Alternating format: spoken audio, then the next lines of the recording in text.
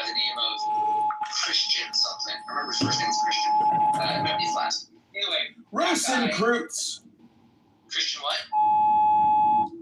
Rosencreutz. Okay, whatever. Either way, this guy, what he did was he was looking at the development of hard drives. Because hard drives had so much investment in them, they often dominated a field and then died very quickly. So he said that this was like an increased evolutionary scale. So we should look at the longer term prospects of companies by focusing on these companies that lived very quickly and then died. And what he noticed, like he tried to understand why are these guys succeeding so quickly and then losing out to some new entrant every single time. And he looked into it, and his theory is disruptive innovation. His theory was that each one of the participants was following sound business theory as they were marketing to their customers and maintaining the innovations that their customers wanted and were interested in. But as they were doing that, answering the needs of their customers, one of their people, there'd be like some new entrant that did some slight iteration, like they did it a little bit heavier and a different style of hard drive, which would be not backwards compatible. It wouldn't even be useful to like the 80% of their customers. But because this new guy did it, he marketed to the 20 that weren't being met. And because he grabbed that market share, it improved his own technology to the point where it was better than the other one, and he delivered. Right? Until the same thing happened to him. And it happens over and over. As the people focus on the desires of their customers, they miss out on tiny complaints from a small percentage of their customers that then become met by a new entrant, and the innovations and technologies that new entrant engages in topples the existing hierarchy. And that's why they call it disruption. So the current theory in entrepreneurship and business, especially Silicon Valley, is try it and it's great. If you fail, great. If you succeed, great. Everything is a new attempt to dismantle an existing norm, whether it be Google, Apple, Uber, Twitter, all of them are subject to conquest. I get it, but in this context, fundamentally we're talking about energy, which is the most valuable thing, and effectively making it as efficient as possible. And there's always going to be the need for energy. And so I think it's a little bit different because if at some point you make it so efficient to where you're in a spot where, okay, you create something that someone can buy once and they never need to purchase it again. This I'm like making it very simple, obviously. There's not really, what's the incentive in a capitalistic society to do that? To have the everlasting God suffer. Right? The thing that runs forever. But you guys are assuming that just because you make a new iteration, it's going to be commercially successful or exponentially commercially successful. There's a whole mimetic, marketing, linguistic communication component that makes that successful. There's just so much that goes into it that to think that just because you create something a little better, that it's going to, become the big next new thing. It's just not true. It's not because you make something a little bit better. It's because of the customers. It's some unmet need, and that gives you fuel to outperform. And the innovation, right? The point is that young companies are more dangerous than big companies. Young companies move quickly and break things effectively. And it doesn't even matter if they do because they're small, right? It's sort of like guerrilla business warfare. And we've discovered that guerrilla business is more effective than classic. Well, look at Skype. Skype is shutting down. Microsoft is shutting it down and forcing everyone to Teams. So when you become a $2 trillion company like Google and your Google Ventures, you just buy that startup, dissolve it, and incorporate that technology into your pre-existing platform. I mean, that's the whole monopoly busting, reason why I guess in America, we have this sentiment that we, have fair play. Yeah, bigness is badness. Bigness is badness. When I was much younger, I've always owned a lot of domain names, but when I was in high school, I registered this name called Gary Riegsecker because I read about him. He was the antitrust lawyer that took on Microsoft, and he made like hundreds of millions of dollars in the process. And so he sent me the most threatening letter I'd ever received in my life up until that point. And because I own GaryResecker.com, and as a lawyer, you're like, you want to protect that. So he went bananas and said, if you don't release the name to me right now, I will basically squish you and kill you. I was like, okay, Jesus, you can have your name. That's wild. That's true.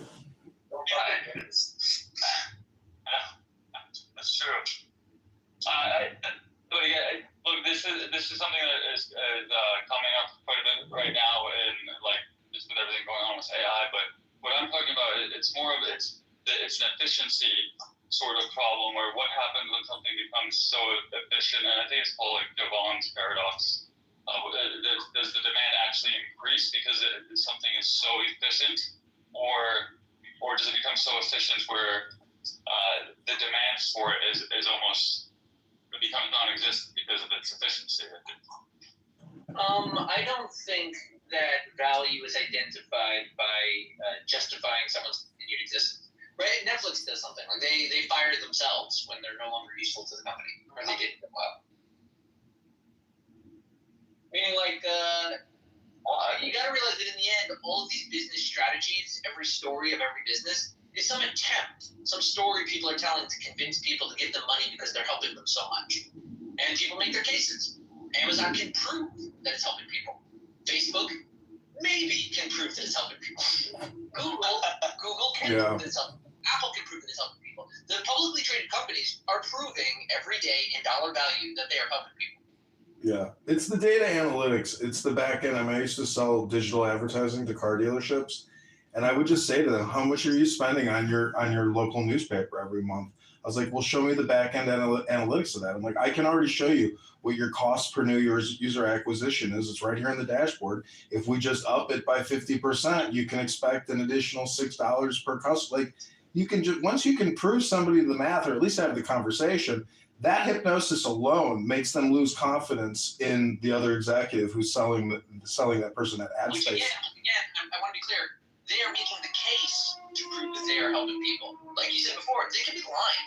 They could just invent numbers. They could be screwing people over and then only reporting the good stuff. There's things that they do. The whole point of the reporting regime is, like we were saying before, we love our records. I also did real estate at one point, and this woman gave us a seminar, and she was like the top grossing real estate agent in Northwest Indiana. She was doing like close to $1 million a year in that.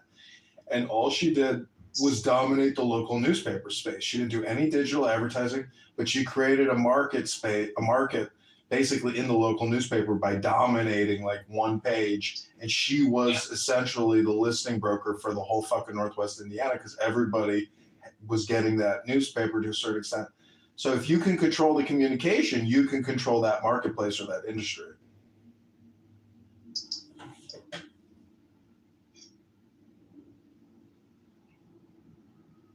I'm so pro-capitalism. Just like a good system. Really no objection. Yeah, but and I know that at $40 trillion, it's not capitalism, it's fucking state capitalism.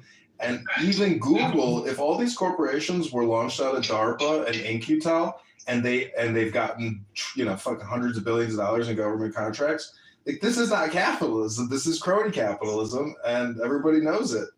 And it's really just how much can you get out of it until the spigot turns off. And now that the spigot is turning off, and Trump is essentially cutting all spending.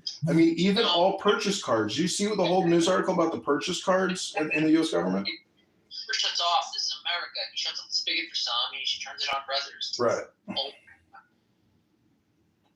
Right. That was the thing. Like Teddy Roosevelt was known as the trust buster. That he beat down all these trusts. And if you look at the trusts that he targeted, he left some of the trusts intact. He busted some, but left others alone. Mm-hmm. And then after he was replaced, that guy went after the other ones. You see, it is a bunch of sharks devouring each other, but they're doing it in performance of our improvement of life. They're just killing each other for our amusement. It's like the gladiator, except we get stuff out of it. Well, when Carnegie died, you know what was left from his fortune? I mean, It went into like a national library building project. I think that's considered like one of the greatest like nonprofit activities from an estate of all time. Considered, to be a very benevolent act of charity. Like the Romans, if you were a very powerful Roman senator or statesman, you would build public works in Rome, for the constituency, for the people, to reward them with, the massive profit. But where in America today, other than Donald Trump building a fucking ice skating rink in Manhattan, do you see any billionaires doing like huge civic endowments? I know they're out there, like Ken Griffin. He did the Field Museum here in Chicago, and I'm sure there's other huge donations. But where is this Bill Gates and Warren Buffett pledge to essentially spend their, $400 billion? I understand that their pledge is to donate at least half of their net worth before or upon their death. You said at least half? Yeah, at least half. Like that's the billionaire pledge that I think Gates got Buffett and fucking Warren could be days away. He's like 90 something now. I guess. Do you know how much he just paid in taxes? Like he supported so much. How much was it? It was like $24 billion personally. It was ridiculous.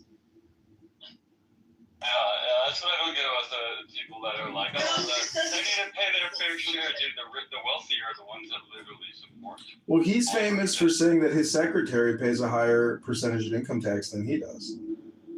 Yeah. I mean, she has different types of assets.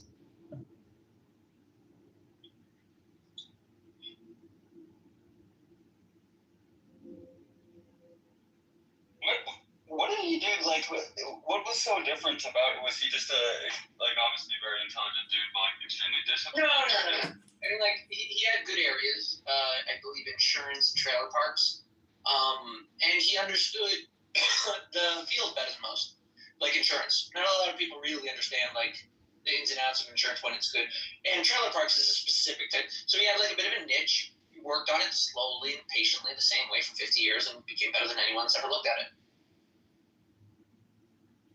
He essentially was doing a podcast too with that Charlie Munger. Like every year they would have their, Berkshire Hathaway corporate board meeting, and it's essentially a podcast. And all kinds of wealthy executives, a lot of financial advisors, entrepreneurs, self-help people, they all flocked to the Warren Buffett annual, meeting event because it was essentially like it was like 3 hours of wisdom from supposedly the smartest people in the world. So they used that speaking engagement to further promote their brand and develop connections. So also think about it cynically. A, yes, he is wise, he is capable. B, doesn't really matter if he's wise and capable if everyone in the world is listening to him because it's billions of dollars. So no matter what, you want to hear what he has to say. But it wasn't just him. It was that guy Charlie Unger. Like if you've ever actually listened to their conversations, you realize that his partner carried half that load. Like his partner may have even been a little smarter than Warren, just like a little bit. But that partnership, I think, is also what really created that success for them because, when you have a perfect partnership, it really is 1 + 1 = 3.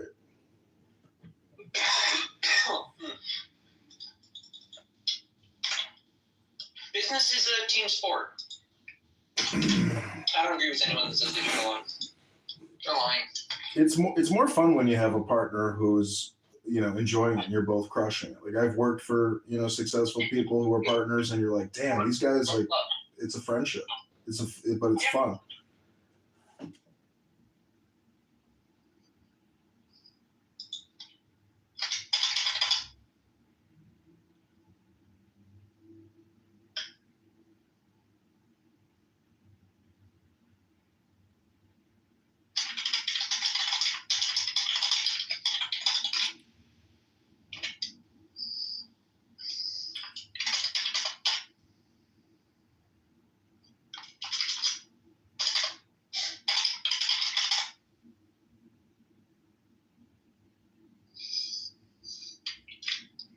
Wait, Zeb, do you have a paralegal or an assistant that does work for you, like full time? Not exactly. I mean, I work at a firm, so I have a team. Yeah. And a lot of people that do my bidding list, I send them emails. But not like Yeah, one-on-one. they're more like paralegals for the clients. Mm-hmm. Right? I mean, like they're the points representative for different tasks that I need, mostly with client interactions, so that I can focus on the lawyers. What are your most difficult, challenging tasks that you have to accomplish, monthly or biannually or something? It's not difficult. None of it is difficult. It's just time intensive. It's work that needs to get done. A lot of people are complaining about a lot of different bits of money for different reasons, and I have to talk to all of them. So what's the friction then? Like, why can't you? How do you develop a deeper flow state in your business? Deeper flows. I don't know what you mean. To me, I like a job where there's always something to be done. In this case, because I have so many files and they are not very complicated legal issues, I constantly have something to do. That motivates me because I get a little dopamine hit every time I do something. Mm-hmm. Sometimes I like joking and go like, I hate you, email, die, gone, away. It's all just play. Yeah. That's right. Well, if you were, I was gonna ask if your employer was like, McSad, how do we expand the business? Tell us what we should do. Like, what would you tell your, the owners of your business? Or I don't know if you're a partner, but if you, Another area of law, but right now we're in a specific field. It's pretty good. We could branch out to other areas, but it would require different types of marketing. I don't like focusing on the business aspect. I like focusing on the law. But what about software as a service for law firms? I see so many like AI legal bullshit. There's a bunch of them. I have a file manager, so that's pretty similar.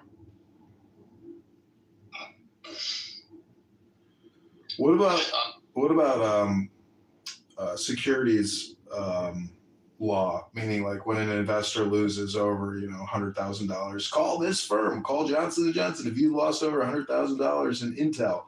Whenever a stock plummets, you always see these law firms advertising for investor losses, and they're going to making yeah. I used to draft those press releases.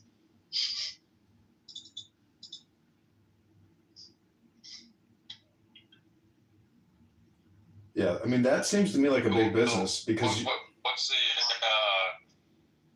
where's the damages if you just invest? Because let's say it's arbitration. You go to it's against the broker dealers. So if you have an account with J.P. Morgan, Goldman Sachs, etc., and you lost a substantial amount, you can go into arbitration with that broker dealer, and if you get half of it back or a quarter of it back, you're going to have to kick up 60% to the lawyer, but at least you're going to get 10% back, 20% back of whatever you lost. You get a third. Yeah, 60. third. Okay. I'm just saying I've traded stocks for 20 years and I have seen those advertisements from these law firms in the Yahoo Finance newsfeed forever. Yeah, there's what a business. a lot of they send out as soon as there's a dip of a sizable enough thing. Anyone that calls, they wrangle together and then negotiate it, and it's mostly like just a shakedown. Yeah, I had to right out of college. I was working at Smith Barney Citigroup, and we moved offices from the Sears Tower to this building on the South Street, and I had to move all the boxes with fucking hundreds of filing cabinets. So I was filling all these boxes, sending them off to what is that company called? Iron Mountain. And literally sent hundreds of boxes off. Didn't even really do an inventory. Anyways, the point is, all that paperwork was lawsuits, arbitration. It wasn't research. It wasn't notes on the clients. It was all lawfare paperwork. And I was like, holy shit, this place operates off of. What are you talking about? I'm saying that at Smith Barney, all of the paperwork and all of the filing cabinets, it was all arbitration from investor losses. Like, that's all it was. There was no there was no client files. There was nothing. It was all just fucking lawsuits from clients that, arbitrated with the broker dealer after fucking losing their asses in their portfolio.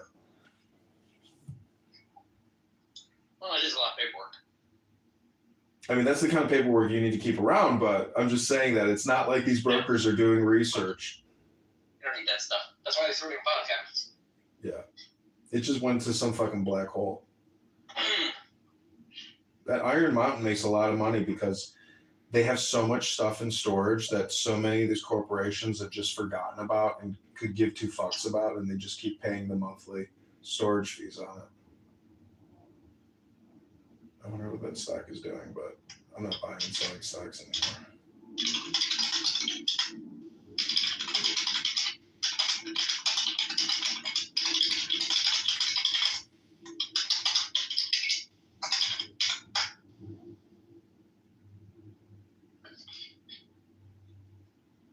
I think it's gonna be interesting with the whole with AI and the legal system. Like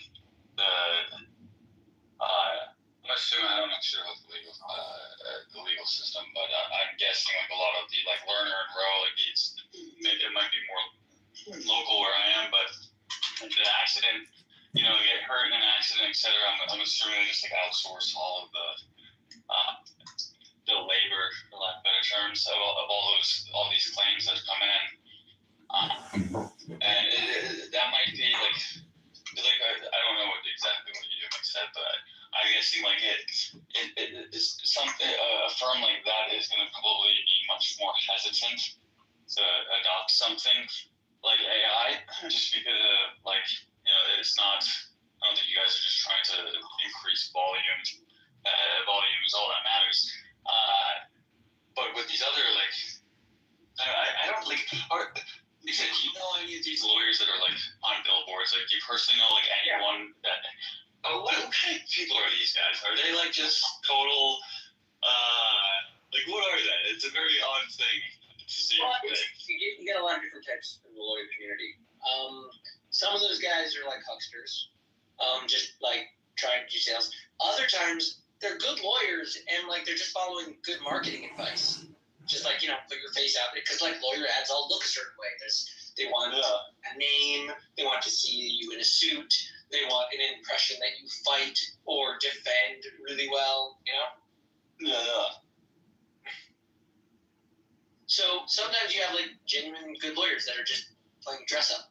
A lot of law is performative. It's a theater work.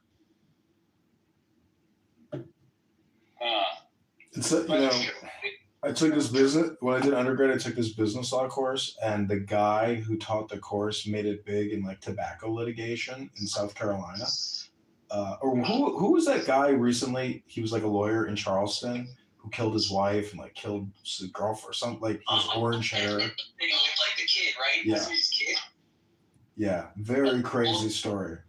The lawyer was like baron of this land. Like he just controlled whatever the hell happened. He had like a plot of land they could like fly on and just like, and like his kid was like a spoiled brat, was like murdered somebody on the property or something. It's a crazy story. Yeah, it's just kind of, I saw something. I was also at the gym, saw this thing on Dateline where this very successful doctor on the East Coast in New York or whatever murdered his wife with cyanide because she wanted to divorce him. And it's just amazing how you can be like a super successful person. You could have done 20,000 heart surgeries. Then in a fit of rage and anger, you lose your shit and you decide to murder your spouse. It's like, was there like an ethical, moral thing you just didn't pick up like 20 years ago? Or was it like something new, I mean, very crazy.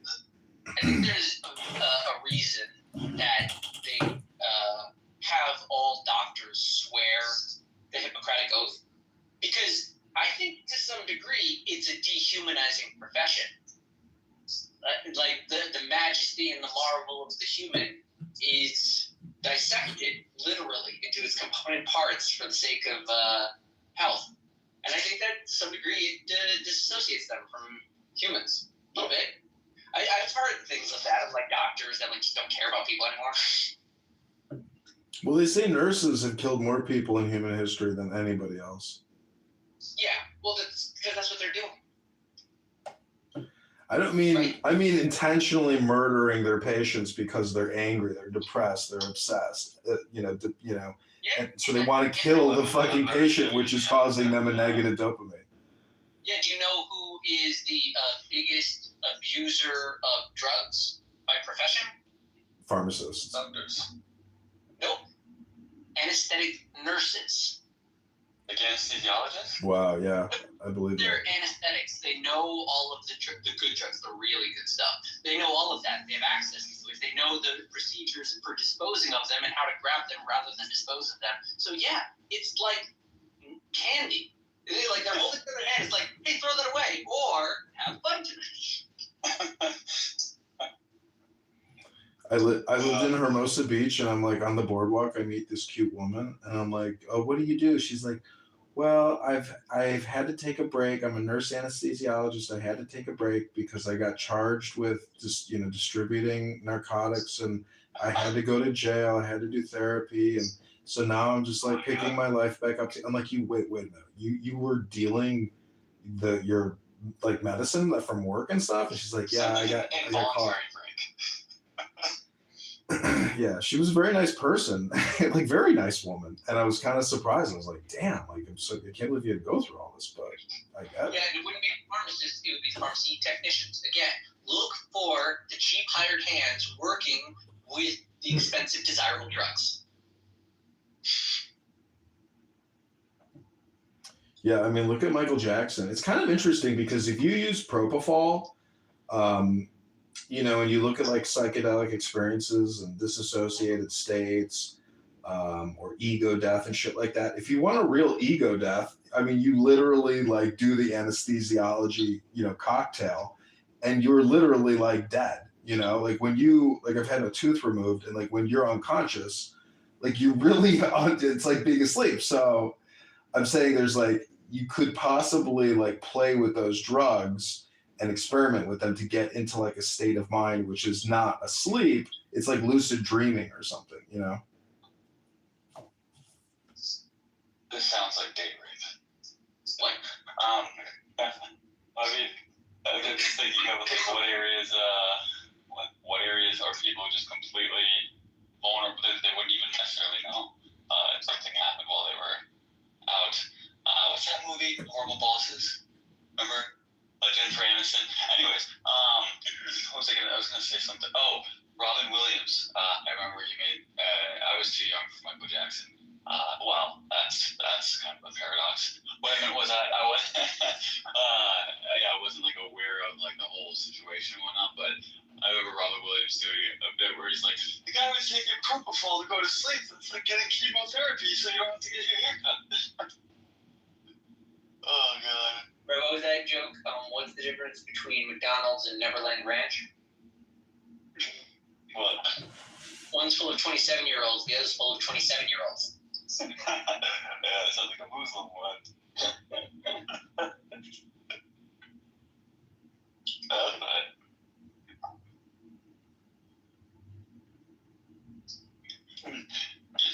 You guys know Sig on here. He PTR'd. I guess his family was like big in the music industry, but he PTR'd a photo of his mom, like that on the 70s or 80s, with Michael Jackson when they were still, like I guess it was during his last tour, and bro, I didn't even recognize him. He didn't even look like him. Forget that he was black, like black. And not, so I don't know what he was. He's a very... Yeah, he looked really weird by the end. And he just like talked weird, everything about him was really creepy. Hi. Is that a problem with how it talks? It's just expressing his music, man.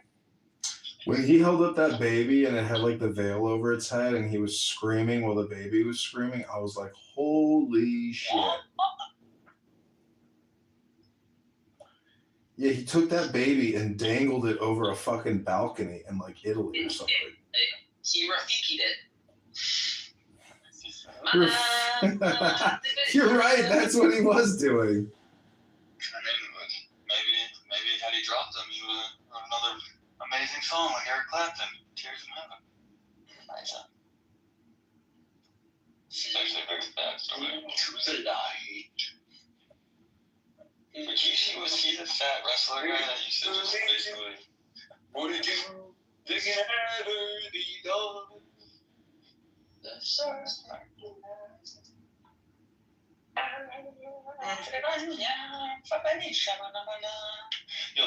I saw the second one for like the first time, and Lion King was one of the few cartoons that I watched when I was a child. Very proud. I loved that movie. The second one was horrible, dude. Horrible. Second one, you mean? The like where it's the kid growing up, and he's like basically a beta. The made-for-Disney direct-to-video, right? They've had a few Lion Kings. They just had a prequel, I think, called Mufasa. They had the live-action CGI remake. So I'm talking about That's the it every sequel, like weekend, where man, for Star Wars. I'm saying the sequel is direct-to-video. That's not like an official sequel. Really? Yes. It's like the sequel to Aladdin. I really don't watch Disney movies at all. Okay. But hold on, I don't trust you here. You might be wrong, but you might be right. Let me see. Direct-to-video. That means it's not official though. Like It means there was no distribution on it. It didn't play in theaters. But you can consider it as canon or not. It's, was it at all have to do with the timing of when it came out in COVID, or nothing to do with that? I mean, it was just a total. It came out during COVID. Let's see. It came out What? There's a Lion King 2 that came out in 1998. That's what I'm saying here. What? And I think there was a third, or 2.5 maybe, was what they called it. Look it up. This is it. Oh my god. It was Pride. Yeah. Did I watch a 20-year-old movie thinking it was a new one? Yes, probably. No, that's what. No. And there's maybe. also That's possible. they also had a series off of like a leopard guy, I think. And they had like magic team powers, like it was a leopard and a lion, and like I think they had a bird helmet. Yeah. Cartoons. Oh my god, I think I did watch that. No, it can't be because it was too there was too much bullshit. No, No way. it can't be. That's impossible. No. It's impossible. Search your feelings, you know it to be true.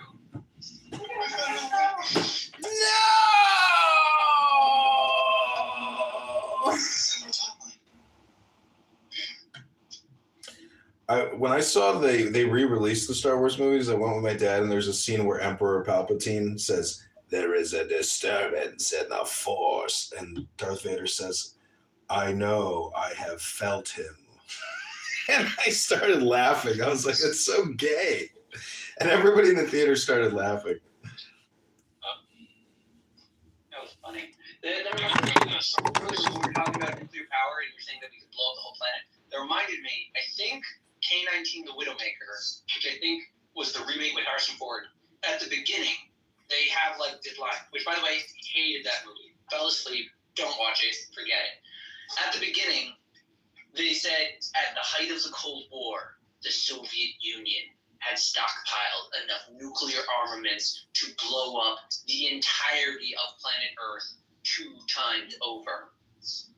Then another line pops up, America could do it 10 times over. And I just thought that was the funniest, dumbest thing.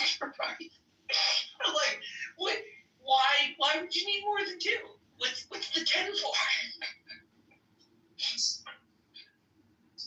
Yeah, that's a good one. I wasn't talking about nuclear.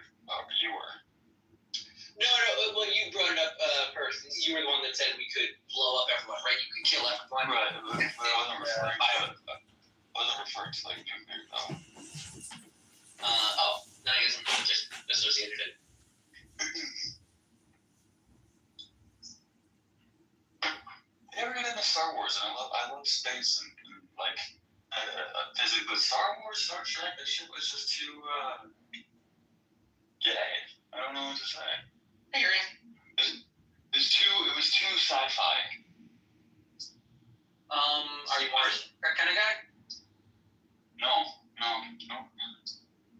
Because most would consider it like less sci-fi, more magical.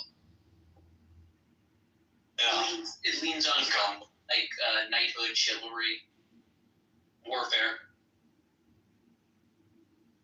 For whatever reason, it's good. Neither of those was very good. I still don't get why people are so obsessed with it.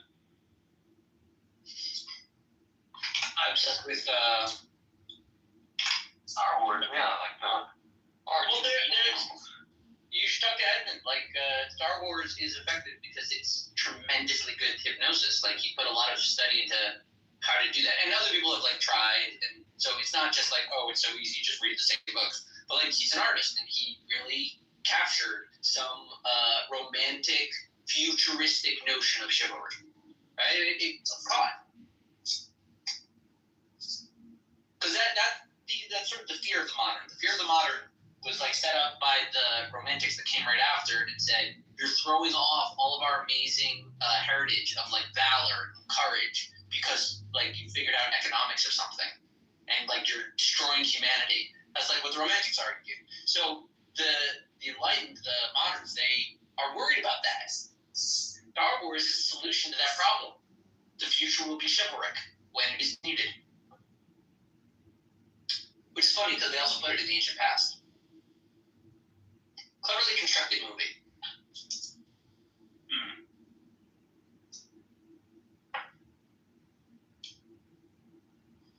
I love watching It's rock interesting because in I take it as a in a bottle that was Star Wars. I see them try it, like what was that, Jupiter Ascending, Dune. They're all trying. And Star Wars itself was like ripping off Dune. Dune was the book, and that like failed as a movie project. Star Wars stole thunder. Yeah, I watched Dune. I had never heard of Dune until like 6 months ago. I watched it. It was alright.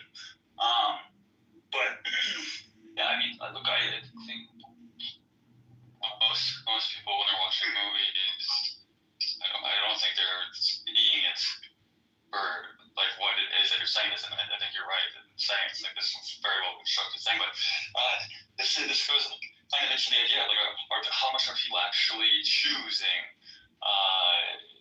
to like strive for something, or are they just like programmed in a way? And in this case, to like I don't think there's anything wrong with programming people. It's not as simple as like programming them, right? The hypnosis is effective because it is actually communicating, right? He doesn't really control the art that he produces if he wants it to be commercially viable. He has to anticipate what people will want, and then they will want whatever they want. Like, he's only guessing when he produces his final piece. That's why it's an art. And what people find in it, that's more on them than on him. He doesn't really control that. The people do. Which, by the way, in the case of Star Wars, that's why he put in so many different layers. He had samurai in there, he had magic in there, he had religion in there, he had warfare, he had revolution, he had brigand, a heart of gold, like he has that turn from Han Solo from a criminal into a moral man. You've got the princess, so you have arcane styles of governance and multiple planets. He was very wise in the elements that he included. And also like the fascist imperial leaders with like straight homages to Nazi Germany and like making it all white, that was also beautiful. Like he was smart. Like if you look at his other stuff, like THK, you can see he had big, bold design ideas. But THK is dog shit. Nobody likes it. It's a boring movie. It's not Star Wars. But if you watch it, you can see that he has an aesthetic choice, and the people enjoyed the way he did it in Star Wars.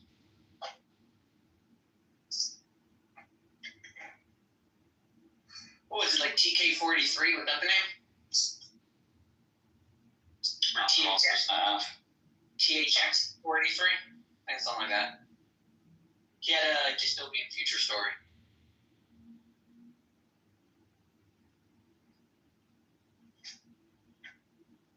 But that's interesting for you and Diego talk about movies. The way you guys view movies, it goes way over my head when I'm watching these movies. Talk about for it. Yeah, I can tell that Diego has watched too many movies as I have. Although, to be fair, I can also see that he has bought probably significantly more than I have. Like, I definitely wasted my time watching too many movies. Pretty confident he has wasted more time watching more movies. Yeah, but what I noticed with both of you guys is that like you both kind of, or maybe I'm just the one that's lacking, but like you both sort of really have a grasp on, and you obviously are a lawyer, with how important it is to like tell a story. Yes. I never actually went over my head. But it is interesting. Yeah, I've always liked movies.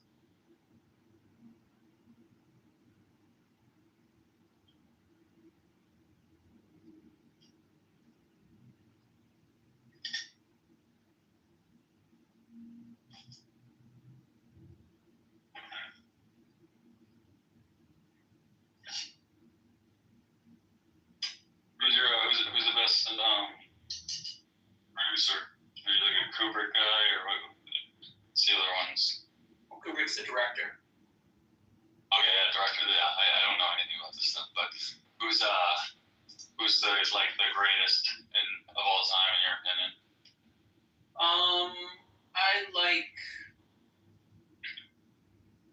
I mean, different directors do different things. They all have their own voices. I don't like comparing them, but I do have some favorites. There's a few that I like a lot, like Tarantino. I'm a huge fan of Tarantino. I also like the Coen brothers. I think everything they make is amazing. I also like Brian Johnson. He's fun. I like a lot of different directors. They have different sensibilities. They pull out different things in film. Right? Like also Spielberg. Who are the Johnsons? Like Spielberg is an excellent director, but like the movies he makes are not in my top 10. Like they're not things that I love. I get what he's doing. He's excellent at it. Same thing with like James Cameron. James Cameron, he did make some of like up there. Like I can see his mastery when it's on full performance. But I also know that he's just an amazing director. He knows practically how to do more on set than literally everyone.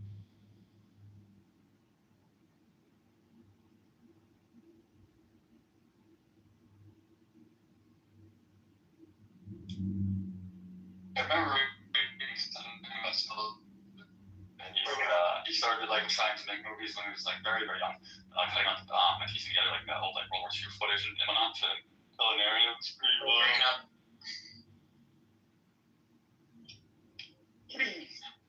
Yeah, I'm grilling a steak. Oh, did I already? You're going steak in the car? 18.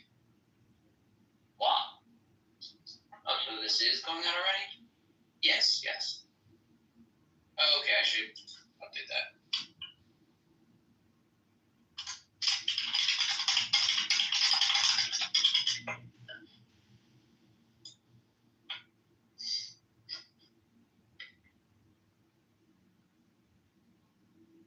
So that Cohen thing that you mentioned earlier, is that like literally Cohen, or is that just like a last name that they happen to have? I've never heard of this. Not everyone with a last name Cohen is a Cohen. Right. But I am a Cohen. Yes. Cohen? Am I mispronouncing it? Yeah, in Hebrew it's Kohen.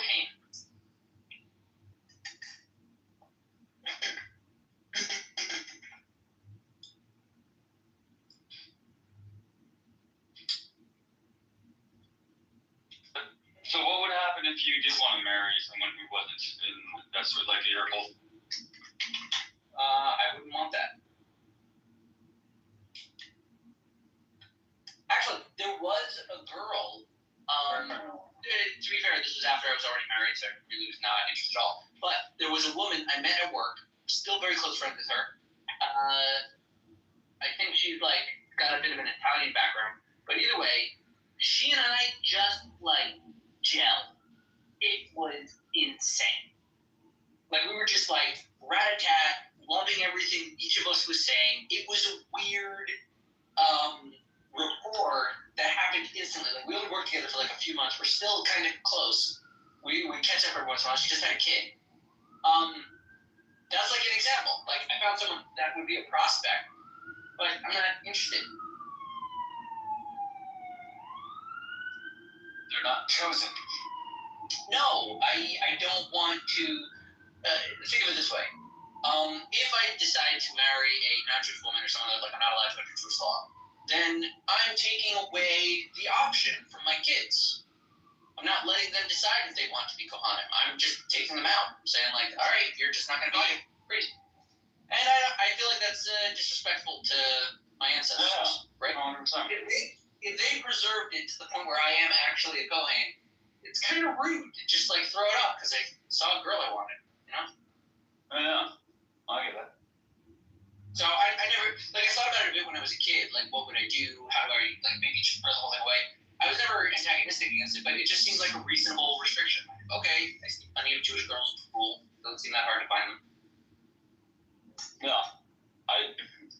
Is that like what percentage of Jews are Kohens? Like a very super small. I don't know if they have numbers on that. Let's see. What percentage of Jews alive today are Kohen? According to current estimates, approximately 4% of Jews alive today are considered Kohanim. And then among the Levites, it's approximately 8%. So I am within a 4% of a 0.15% of the global population of Jews. I've never tested for the Y chromosomal RNA DNA, but I probably have it. That's pretty rare. You know, it doesn't really matter. Unless they want to get that temple started. You tell me when they get the temple, I will report. I've heard this name before. Cohen? Yeah, it's popular. Cohen.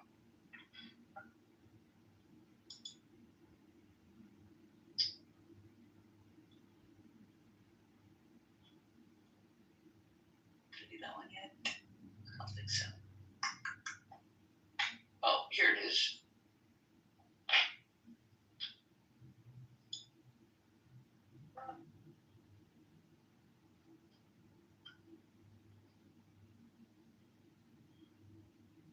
Remember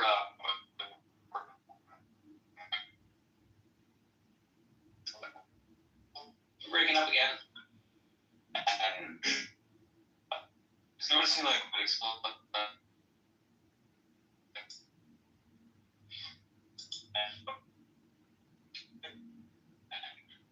more eye-to-eye with like the Jewish interpretation on certain things.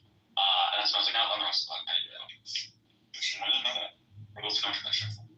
I'm not exactly understanding you. You went through the matrix and then it all kind of spat out altogether. It doesn't matter. I was saying I didn't know that like a lot of the Jewish perspective kind of leans towards not really having the intervention in the same way that the Christians sort of see God intervening. Like intervening. Remember this morning we were talking about like, well, when is something a miracle versus just the idea? Yeah. Well, I do think that the essence of the idea of a miracle is some kind of event that occurred in history, which a religion utilizes to make a point about reality. That's mostly what it is. And I should say a deviation from the normal existence. When something deviant happens, religious organizations identify it if it's for good, or usually no matter what they call it a miracle. And then like they will call it a blessing or a curse depending upon the effect it has. Right? Like plagues. Plagues are types of miracles. Really? Yeah, have you ever heard of the Exodus? No. Okay, well, the Jews left Egypt one time, and there were 10 plagues that besieged Egypt. Rather than fighting any army or political motivation, the forces of nature turned on Egypt. And these 10 were like very much consecutively, like in a short span.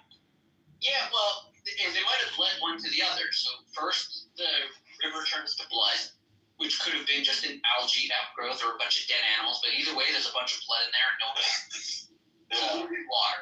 The polluted water, unsurprisingly, results in a lot of the sea life leaving the water and plaguing the city, resulting in an infestation of frogs. The frogs then die, resulting in lice growing on their corpses. The lice then lead to disease, and animals start to die. You see, one thing leads to another and another and another. And the way the Jews interpreted all of these natural disasters that were happening as Moses said they would as part of his negotiation techniques with Pharaoh, they said that Moses was using God as a bargain. He was telling Pharaoh, let us go or else, and each one of these disasters would happen right after he warned him. That's the story anyway. Yeah. Well, it's pretty wild, sure. I mean, they did get out of there. It's They were in Egypt. They knew Egypt. They knew how to live in the desert long enough, and they left. I don't know why the Egyptians don't lend any reason why their slaves suddenly left. All we have is the narrative of the descendants of those slaves who explain what they say happened. That's all we got. wild. And if you think about it, like think about the slave narratives of America. Do you think that the masters want that narrative back? Do you think anyone wants like praise bestowed upon the slave population while slavery is still being practiced? The existence of Israel was like a threat to the existence of slavery.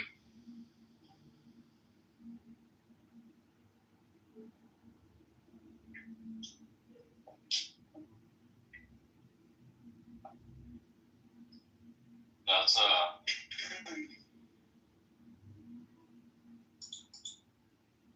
don't know. It's a lot. Sometimes when you talk about like, you make the comments about, well, we.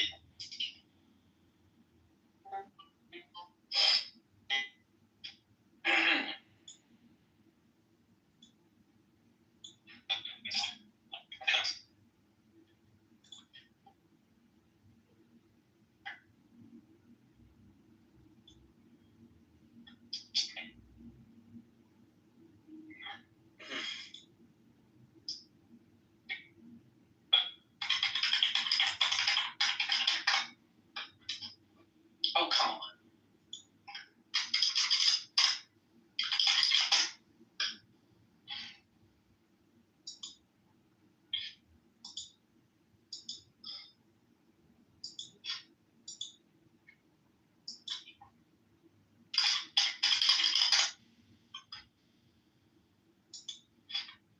Oh, Edmund, you're still there. I cloned your voice today. That's racist.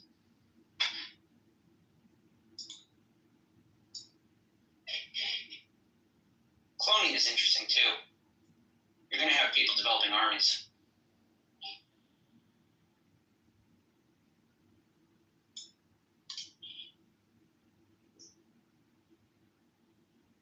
Robots are more destructive though. Even more with less.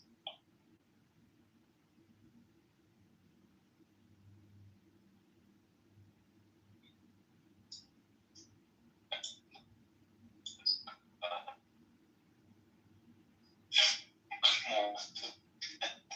It's the idea of like cloning humans, right? Breaking up again. Using weapons. And it's the.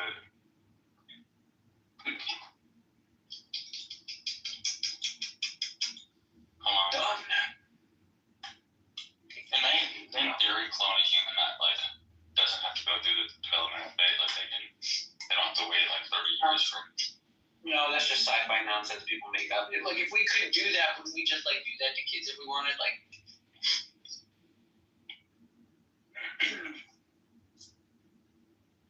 I mean, well, yeah, they're cloning seemingly like a way to source new used parts. yes, that again. They have that movie, The Island, where clones are just like hanging out in what they believe is like a utopian society. Really, they're just being cared for so that their organs are ready for harvesting when their host subject needs it. One good bit about that was that they had like a big black guy there, and he was there for like 2 weeks. And then they said, "Oh, congratulations, you won the lottery, right?" Because they're gonna kill him and take his organs. And I was like, why would that happen? He would be there for only 2 weeks. They said because he's a professional athlete, so he needs organs more regularly. No. Isn't that hilarious? I like that because that's like thinking through the actual economics of the thing. No, I don't know. Yeah, well, I was going to say something racist, but yeah. Yeah, There's that part is racist. Really, the one guy you kill early on to show we mean business is a big black guy. Well, I was leaning more along the lines of like, why would you even clone one? Just kidding. Oh yeah, that's terrible. Yes. But I'm not sure.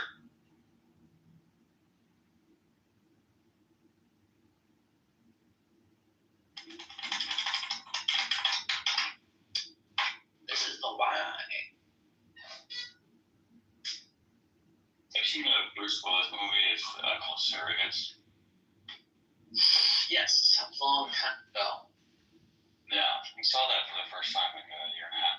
That was an interesting sort of concept. Yeah, every once in a while the sci-fis have like some nice commentary. Usually, No. what's interesting is it's hard to get good commentary from sci-fi films. Because it's just like not, if it's trying to build up a whole new idea, it's just like not enough time to play with it. It's just not a good medium. That's why sci-fi was written in like novels. You can do short stories, I guess, but that'd be more like a short film. There's not like a good, it's hard to get good sci-fi movies. Is there an element where they're like somewhat trying to maybe like be relevant or on the right path, like what things might be like in 100 years? No, I just think it's the wrong medium. Like, look at Tarantino. Never did sci-fi. Never. He did like samurai movies. He included some magic in his movies more than sci-fi. And I think it's because it doesn't work for movies. Yeah, and he likes sci-fi. He's a big Trek nerd. He was thinking of doing a Star Trek for like his last films. But I just think I don't think sci-fi really works in cinema. Well, then why does magic work? Because like, I know they're very different, but they're kind of like, in some sense, like sort of similar. Magic. Fair question. Why does magic work better than sci-fi? I guess because sci-fi and magic are genres that are designed to exist behind the story. The story's not supposed to be about the technology or the magical power as much as what the characters are doing because there's magic or technology. So I'd say magic is easier for the mind to accept and roll with and understand the mechanisms of than sci-fi, which naturally draws in the mind to figure out how they're doing this, that, and the other. So I'd say that like the backdrop is like thematically cluttered for a sci-fi movie, and it's thematically clean for a magic movie. Although, to be fair, magic does not work that much in movies. They don't use it too much. They use more like Deus Ex Machina, like that's their magic. Like this just happens because the story demands it will, you know? Yeah. Well, there's like an overemphasis. I'm not very well versed in movies, but like the magic movies I can think of is it's like broomsticks, like little wooden, like something that is so. I guess I imagine that's probably intentional. If you're saying it's more about the characters and how they use magic than the magic itself. Yeah, I find magic to be narratively usually pretty weak. Mm-hmm. I feel like it's kind of like being a subjectivist. It's ill-defined until I want it defined. It's like worse than a Deus Ex Machina. Like a Deus Ex Machina, I feel like okay, there's some kind of a force that just makes a hurricane when we want it, you know. And sometimes it's useful, and sometimes it's not in the story. But like magic is like, oh, guess what? I got this power. Why didn't you use that the first time? It always breaks the story, right? Like in Harry Potter, right? What do they have? They have time travel. They have time travel in Harry Potter. Do they use this to destroy Voldemort? No. Do they use this to stop him from coming back from the dead? Right? A violation of their sacred magic laws. He comes back from the dead. They could return to that exact moment and just like kick over the pot. Like the guy was there alone in a graveyard with 2 kids. It was easy to kill him. But instead, they don't. Well, yeah, vice versa with Voldemort, right? Like, he somehow couldn't kill Harry Potter, and then, well, why not just go back and finish the job? No, the reason they fixed that narratively within the story. The reason Voldemort couldn't kill Harry Potter was because he had an enchantment on him. His mother died protecting him, which was an ancient form of magic of self-sacrifice because we're all Christians. And as a result, Voldemort No, seriously, because they're fucking Brits, and that's how they think. It's the same thing with C.S. Lewis, right? Did you ever see, like, what happens to Aslan? Aslan sacrifices himself. He shows up to the witch, and she shaves his head and kills her on a rock. He rises the next day because he says she didn't know that there's an older rule that if you die for a noble cause, you always come back. And I'm like, fuck you, Aslan. No, I didn't even know what that movie is, but that is kind of funny, actually. It's The Lion, the Witch, and the Wardrobe. It's also probably a very sensitive thing, seeing how it sort of is our God does that thing. But Okay, so C.S. Lewis, he was contemporaries with Tolkien, and Tolkien wanted to try to give fantasy voice to the indigenous ancestors of England, right? So he wanted orcs, he wanted elves, he wanted hobbits, and he wanted to associate them to different versions he had of ancient peoples of England, right? And that was his move. He saw it that way. C.S. Lewis was more religious, and he felt that his narrative world, the Lion, the Witch, and the Wardrobe, should inspire people to believe in Jesus, basically. So the Lion, the Witch, and the Wardrobe, the fuzzy, valiant lion at the center of the story dies and resurrects to move the plot along. I did not think. I've seen The Lion, the Witch, and the Wardrobe, or whatever the fuck that's called. I had no idea that there's some sort of Christianity layer. Oh yeah, dude. He shows up to a giant stone pillar or something to the witch, and he surrenders. She shaves him, kills him, he's dead, and then the next day rises up. Which listen, to a Christian, I'm sure it's oh my god, I knew that was gonna happen. For me, I'm fuck you, he was dead. If you don't want him dead, don't say he died. Say that he's trapped him or cut off his tail. I don't care. If he's dead, he's dead.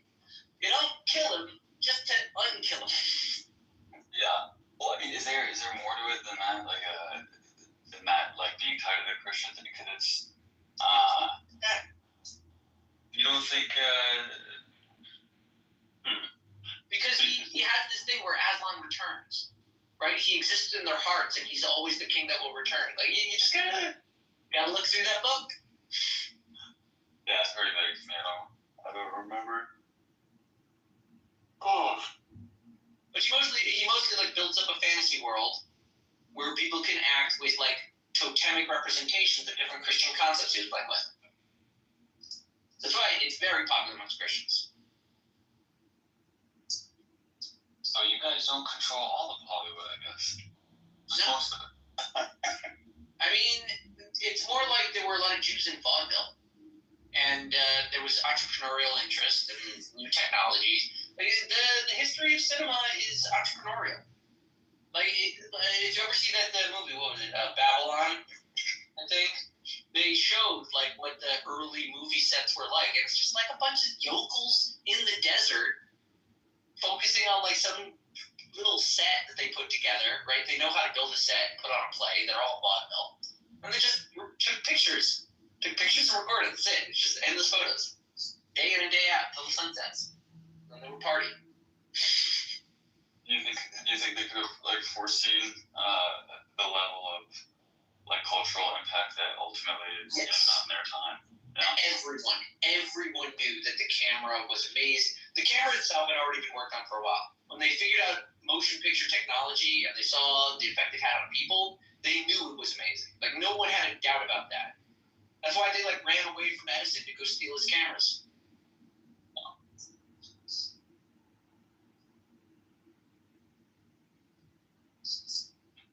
You're basically talking like a 4-year-old when it comes to anything historically, but Yeah. yeah. People blame America for not being historically conscious. I think it's more a symptom of the Well, for me, it's just never interested. History has just never been. It's never interested me. But yeah, our schooling system does suck. But that has nothing to do with why. No, very little. I'm saying that it's not the schooling system. I think that the modern man, like the modern sensibility, discounts the value of history because we did so many resets, and we're in one era of a reset. We did like this modern world thing, right? This might say that there is a lot of that hinges on us disavowing the mistakes and foolishness of the past because we're more scientific and enlightened now. So we discount history. But if you really get down to it, like, you should. There's no replacement for the understanding of history. No amount of knowledge of human genetics or psychology or innate concepts that will always be true will beat out the facts of what actually happened. And you can only know what happened. So it's upsetting that they don't value history. It's one of the most important fields to study. Yeah, I don't disagree. Geo is kind of I become more aware of, like, all the history always repeats itself, but like I don't know what that, but it seems that, like, humans tend to, like, repeat it. There's a certain cycles that We live in a well-ordered universe, and one of the things in this well-ordered universe is a well-ordered, predictable human. We know roughly how they act. Yeah, which is kind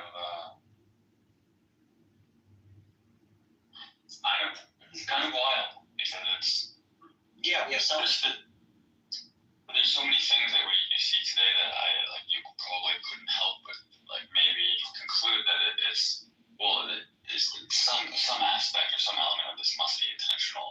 The fact that people are making uproars about problems or things that, like, have kind of basically already been solved, or is like this is part of a cycle that is going to happen again and again and again. It's not something new. Look back to find the answer and to see where things evolve to or evolve to. Well, you got to be careful, right? Especially with study. Study of history can give you tremendous egotism, belief that you understand exactly what's going on. And what's always important in any field of study is to maintain one's humility. Like, and Geo does. Geo is very, he has a very specific goal. He mostly wants America to fall. Yeah. He should rise or something. He's a marvelous.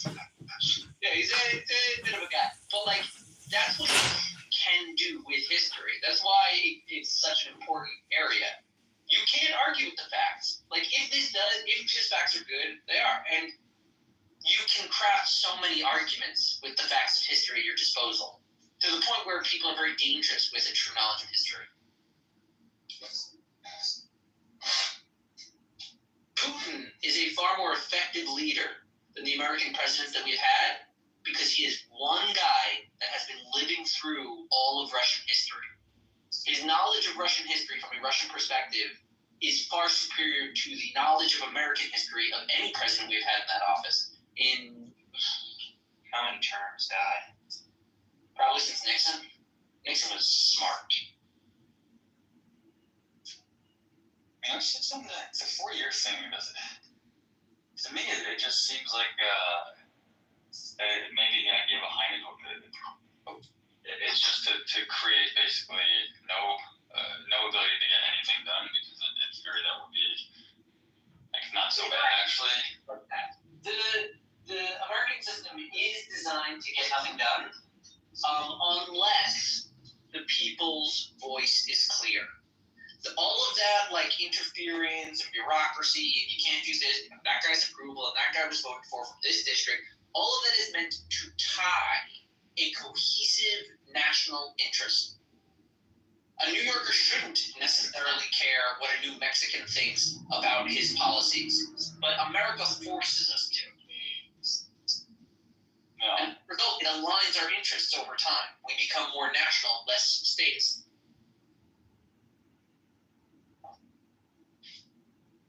Because New York is stronger when they are concerned about New Mexico. When New York is only concerned about itself, it's weakened. The Federation is stronger. Yeah, but I mean, how does that work? Like, how does that work in a situation where you have certain areas that are they're completely opposed to each other, but like they've also been ran by the left in that respected area and by the right in that respected area, so they just inherently don't agree. How does that like round people to be more national? At their core reptilian brains, they all agree. They want power, and they want people to let them do what they know is best. They disagree as to what is best. And the only reason they disagree is because the American bureaucracy has skillfully divided them into two different camps. Okay, but what I'm They're just frontmen. but in the states regions, they're not. But the two camps aren't really an issue for the most part. They're like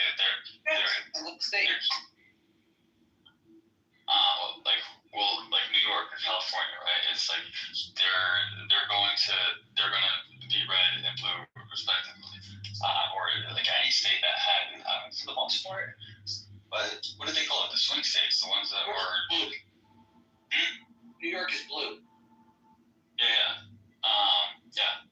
So like, how much infighting is really gonna they're not being threatened by the other party in any way whatsoever in New York, other than at like a national level, right?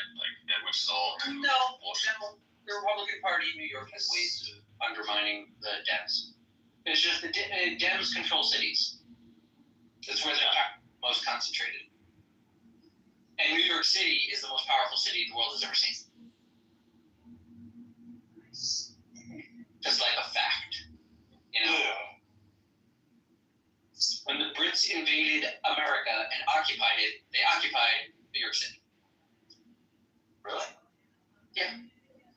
Wow. Like what year? Talking like the 1700s? Yeah. Okay. So how shitty was it actually though? Like very little. It was not what it is today. Not that close. Well, no, obviously. Islands. They had they had industry. They had different cottages. There's small maps of what the early settlements looked like. Very good maps. Got like streets names.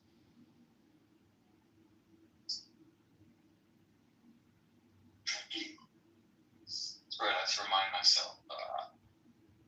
People were here before 1776. Yeah. 1776 was when we had enough of the king. Yeah. No, I'm one of those super very good like that. I just very ignorant of history. I'm like, I just associate everything around that time. There was nothing before the that. merits of being ignorant of history and not being familiar with geography and the world outside. But if you ask the people around the world, they don't know history at all. They know it less. Well, listen, I think in the free speech, internet space of America, Americans educate themselves a lot. I wouldn't say that they have a great understanding of history. They make a ton of mistakes, but the people abroad, they know their history. They know jack about anyone else's history. And the truth is, they don't always know their own history. I've talked to them about it, and they're just like, "What? This happened? When? How?"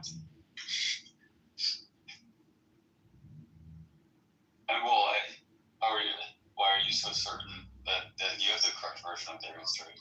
Internet? Yeah, internet. I know how to trust information that comes to me. Well, one of the things to learn, you have to know between first-hand knowledge and second-hand knowledge, and when to trust second-hand knowledge and when to doubt second-hand knowledge. If you have accounts of different people from way back when, and it's broad, big, mass movements, it's not so easy to lie.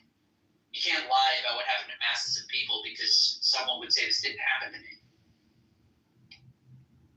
Yeah. And that's how history starts getting developed. It's like the kings that have always wanted to rewrite history to whatever they wanted, except in Islam, they're not really effective. But they can't because people know what happened. The stories continue. They say, oh, this is how it went down. King can publish whatever propaganda he wants, but people will just grow the truth around it.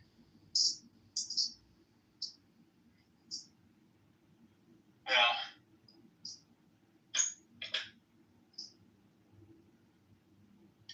Yeah, it is interesting how you go back 2,000 years, though, how so much is kind of up in the air, but also understood, like you guys don't, you're not even certain that Christ was a real person.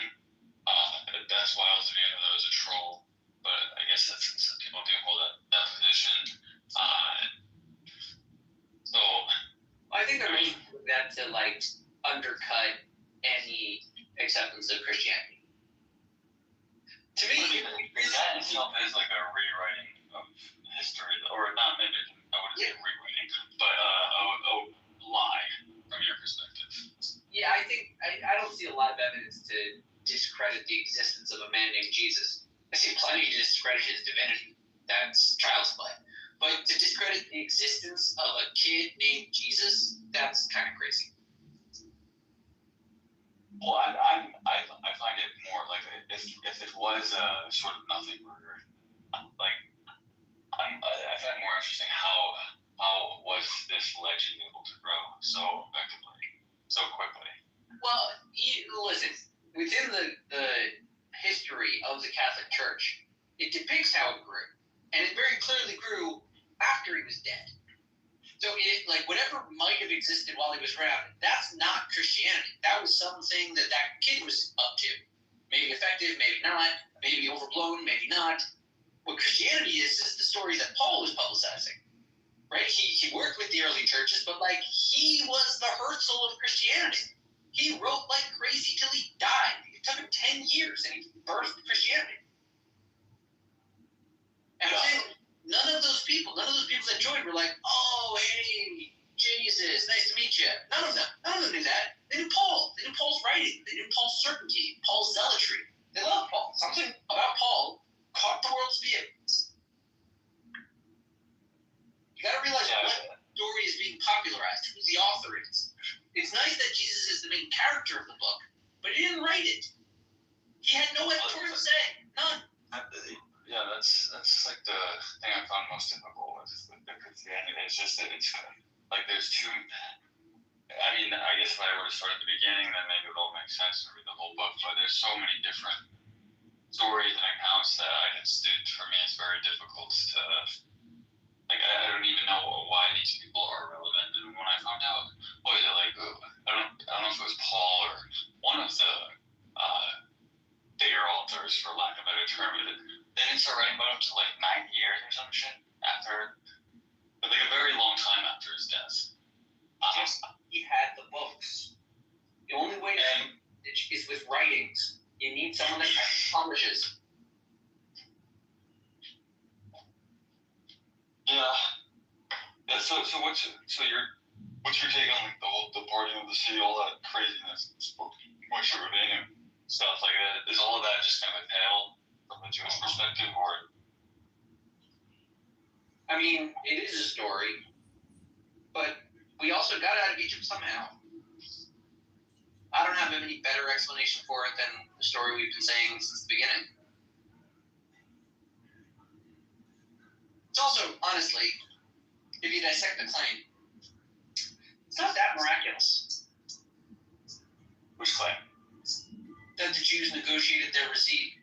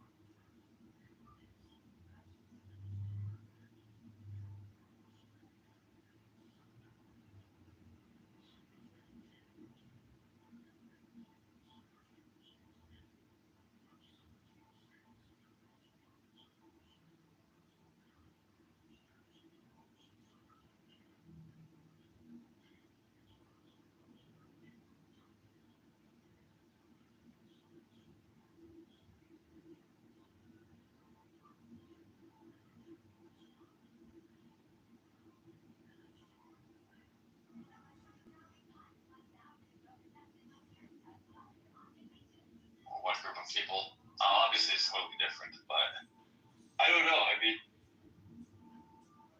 I know you guys wouldn't want to just call that luck, obviously, but it's hard to kind of rationalize. Like, so I don't know. I don't know. It's very weird. It's a very, like when I was 12 years old and I played Little League, I could hit the ball a mile, everyone, I wonder how much these biblical stories are, like, somewhat, like, overemphasized. Like Ezekiel, it's way off topic, but the book of Ezekiel. Yeah, Ezekiel has like metaphysics in it. Bro, Ezekiel, I can look it up. That dude was either on psychedelics or he was fucking seeing the alien, basically. Not in poetic fashion that doesn't ring as close to reality as other literature does to you. Oh, say that again? I'm saying it's a book. It's literature. It's written from a style. It's written in a different style from the 5 books of Moses. It's different style from Tehillim, from Mishlei, You have me like Kitover. much credit. I only know like a couple of verses of Ezekiel where he's talking about the wheels with the wheels and like it. Yeah. Yeah. I mean, I'm saying that prophetic writing, he's trying to provoke political action or moral improvement within society through his words. It's like a weird art form they had back in the day. that thing of like tripping. Let me put it this way. It's tricky to understand exactly how the Israelites would have interpreted Ezekiel in the time of its publishing, because it's hard to see what those Israelis were like. It's easier to get a sense of the slaves leaving Egypt, to understand what they're looking for, what their motivations are. The Jews in the state of Israel were divided over political issues, and it's just Ezekiel trying to speak to their specific theological sensibilities of a particular era that he's alive in. It's not going to ring sensible to most of us, which is why when the Jews interpret Ezekiel and Isaiah and Amos and many of the other prophets, when it's a prophetic writing, they're pretty close to look at what the rabbis say, because we have an oral tradition explaining exactly what the fucking needles and bronze angels are. There's a scholarship to identify what the original meaning was. The real point of the commentaries isn't to give their spin or answer questions. It's to try to preserve the understanding as it was explained to them by their teachers and so on. Yeah, I mean, look, I don't know either religion well enough to be able to. It's a very odd play if he was intentionally trying to be artistic and using. Oh, he was. Why are you discounting the fact that he could also spend like on a psychedelic trip? Because prophecy, when it produces a writing, is a production. It's a writing. It's a work. It's an art at the end. And that's a communication with people. If you don't know how those people speak, you don't know what he's trying to communicate. There's books that I can pick up that are unintelligible to anyone because they're not communicating. In the case, like the Chaucer, if you want to understand Chaucer, you can't focus on your understanding of English. You can't focus on dictionaries. You have to focus on the rough understanding of English in Chaucer's time, because that's what he's writing for. You need to know their conventions, even when Chaucer is breaking them, right? Like in the Torah, right? You have to know the Jewish grammar to understand the weird contradictory game they're playing with the word Elohim. They jump back and forth. They treat it like a single, and it's obviously a plural, and that's conveying some points that the rabbis have remembered. But you can't just read it. No text works that you can just read it. Doesn't work. Yeah. I mean, I'm going to read this very short. As I looked at the living creatures, I saw a wheel on the ground beside each creature with its 4 faces. This was the appearance and structure of the wheels. They sparkled like topaz, and all 4 looked alike. Each appeared to be made like a wheel intersecting a wheel, as they moved, they would go in any of the four directions the creatures faced. The wheels did not change direction as the creatures went. The rims were high and awesome, and all four rims were full of eyes all around. I mean, that's I don't know. It's like, I don't know what to make of that. Would you like to research what the commentators say about these verses? Sure. Okay, what verse? The one that I just read looks like it's Ezekiel 1:15 through 18. Somewhere.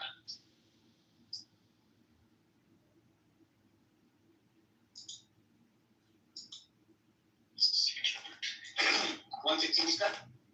It's, 1:15 through 18. Alright, well, you're already in the middle of a thing. You're in the middle of a prophecy. 15 verses into the beginning. What did I say? On the floor of the verse 4 to Jerusalem being we like 4 faces. The rabbi said this is a sandal phone. Extends on the ground, yet his head reaches out among the moonbeams. From the context, we learn that the wheels were full. Okay, so it references Chagiga. Sounds like it's saying there's some special angelic force that he's saying applies to the world through the use of 4 faces and wheels and gleaming eyes and structures. Let's see, like the appearance of HUDs. As for the appearance and structure of the wheels, they gleamed like beryl. Alright, so they had a crystal. It was a crystal wheel. All 4 had the same form. The appearance and structure of each was of the 2 wheels cutting through each other. A wheel set within a wheel, crosswise. Since they go to every side with their faces in the 4 directions, the wheel must roll in its 4 directions. So they're running counter each other and contrary orbits, kind of.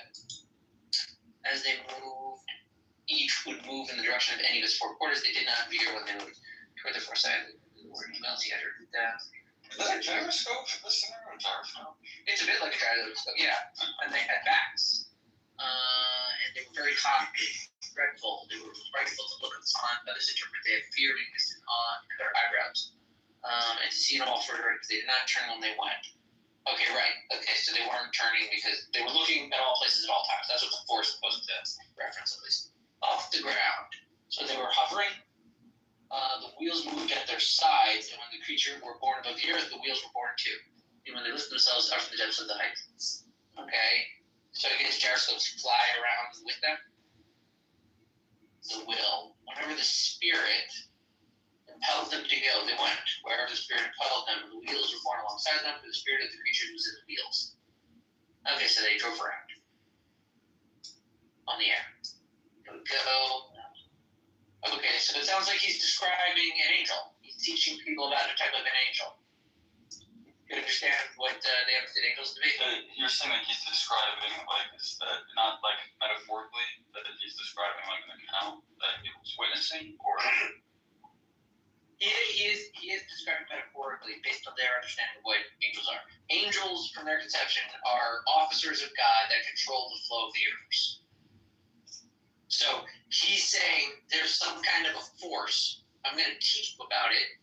This is some of the visual characteristics you should think about when understanding this angel that I'm explaining to you. That's what he's doing.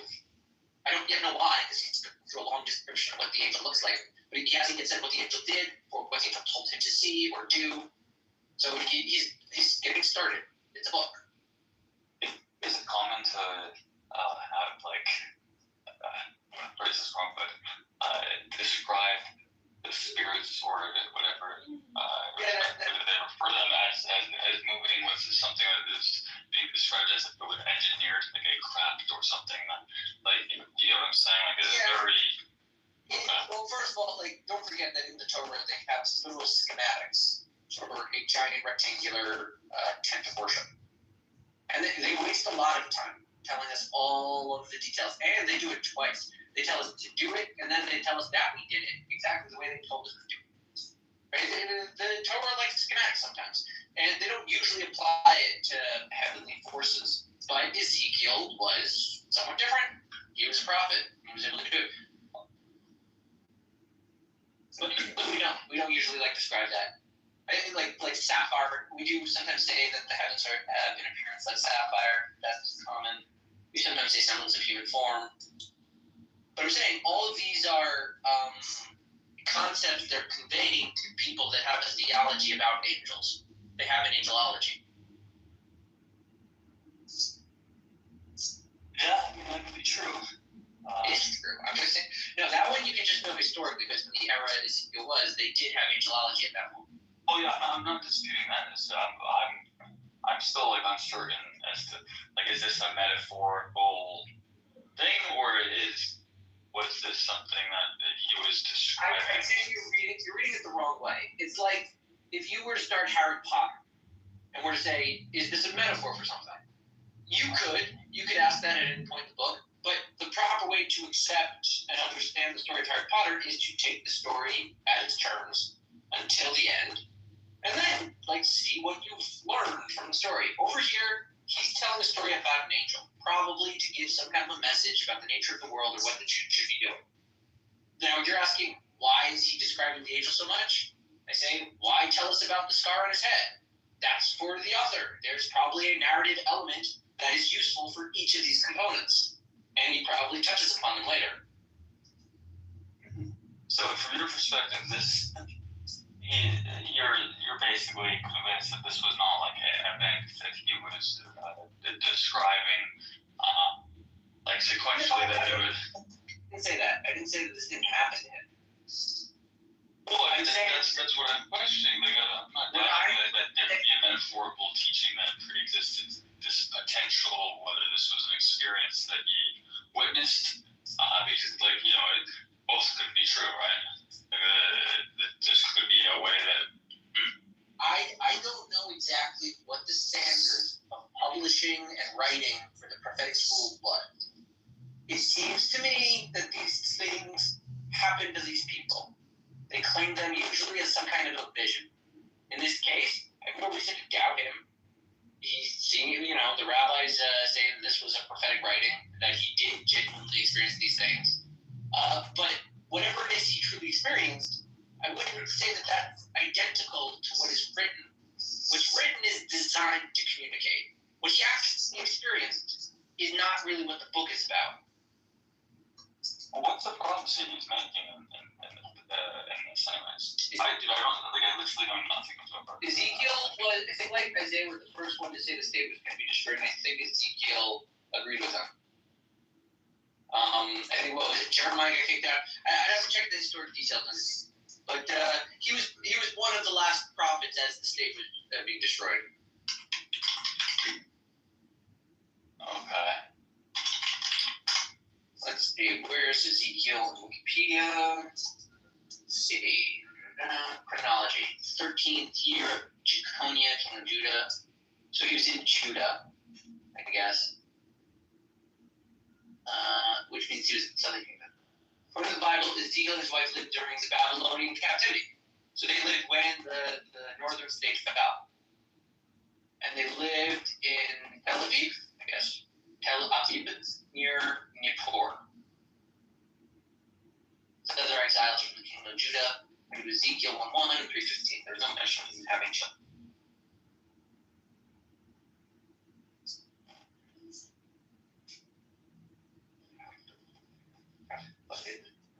Right. What's there? Oh, normal. I really, it was a very pleasant conversation between you and Rabbi McDifferson the other day. I enjoyed that. Very interesting, yeah. Yeah, he's a unique guy. I know you guys don't see that side of him very often. But. Well, I know he's been described as quite autistic. So it's hard to figure out because he's not a wireless conventional man. But he's certainly deep and, I have a lot of experiences dealing with other people's mental illness. So I think I kind of found my way to connect with him. And he was me. Yeah. That's right. That's right. He basically said, I had to decode the way they were using words. I think the Christians, Greek Orthodox, and I think the other guy was Catholic, their issue, of course, was Judaism. I say, of course, for Mick said. what they call legalism. They feel, I mean, obviously and now I'm starting to get it, they're sort of intimidated and overwhelmed with the details of our laws. They understand why they do them. They are potentially an indictment of them. So therefore they object to turning the Torah into actual actionable laws and say that if you become obsessed with law, then you miss the spirit. That I think when you were there, Adrian, right? What do you think of that recap? Or did I stop? Did you stop listening? No, I was there. Yeah. It was honest. Yeah. So, I'll no, I'm sorry. I was about to just say anything. I want to hear what you said. That was, I'll just say this, it has nothing to do with the question you asked me. That was the longest I've ever seen anyone get ready to remain out of troll mode. I've never seen anyone, he was having a very serious conversation with you for like an hour. I've never seen anyone be able to do that long with him. That was a genuine burden. Well, I started asking him, are you kidding about this? Are you kidding about that? And there is a method to his elaborate character that he's playing. It's something that, and he does seem to love the Torah. No, I'm very He doesn't do it. He doesn't do it the same way we do, which of course is kind of the difference between Christianity and Judaism. Yeah. I probably know Randy better than almost anyone on this town. I'm very close with Randy. He trolls you all the time, but yeah. He's a smart guy. I'm not really interested in the religious stuff as much as, well, I really at all, to be honest, for the most part. But yeah, he trolls. He loves to not just the Jews, conservatives, but if you want to have an actual, he wants to have these discussions about God, but he's also an arrogant kind of, he is an arrogant fuck. I ain't gonna lie, but Depending on, so he was trolling, after our conversation yesterday, when he connected with us, I mean, I almost feel like he connected with me and hence to Jews, which is a little overstating my case, but instead today he completely turned against the Jew data room, Amir's room. Part of my connection to Randy is through Isa, who likes him, so therefore I thought, well, maybe I could like him if she likes him. And she thinks he's bright, and I know to her that means he's autistic. So I factor all that in. Yeah, and detail oriented. I factor all that in. But there was also a schism over there between the Pakistanis and the sympathizers with the Palestinians. The Pakistani jihadists are very aggressive, it's been described officially. And all the other sympathizers, whether they're like Armenians or New York Muslim prison converts, we both know one, or I'm trying to think of who else is in there. Oh, like say British living Desis, Pakistanis. There was a big fight yesterday between them and the actual Palestinians, with one of them basically, one of them we know throws the N-word around profusely and as if he has Tourette's when he gets them off. And you have to be more specific, but that sounds like all of my friends. Yeah. No. Well, it's what's his name? Cynic. Oh, the Cynic. Okay. Yeah, he started melting down on the screen and he had over and over again, like rapid fire. 100 times in a couple minutes. It's somebody who's black. But he's just saying that, so he's allowed to say it. Well, they don't think so. He dug down a little bit. He checks the white box, in the U.S. Sense. Arabs are white as much as Jews are white, So, but what was the thing? So there's a schism between actual Palestinians now and their sympathizers, which one could easily understand, right? And as soon as you see it, you realize, that makes a lot of sense. These groups always have schisms, huh? What schism? Between actual Palestinians and their sympathizers, particularly with Pakistanis, like they're saying, like, what is your link to this? Although the Pakistanis are very aggressive and jihadists, and then to a lesser extent, say the Gulf Arabs, by whom they feel betrayed, or for that matter, the jihadists and Iranians, by whom they feel deeply betrayed. Schisms, I tell you, or if you prefer schisms. I want the schism. The schism. Schlitz. Right now it is really. Did we really? We just conjured you in. Can I tell you what I think we thought about yesterday, and I could almost lock it into my brain as having happened? Probably not. With you? I'm talking to Randy. I just walked in the room. I don't know what you're saying, brother.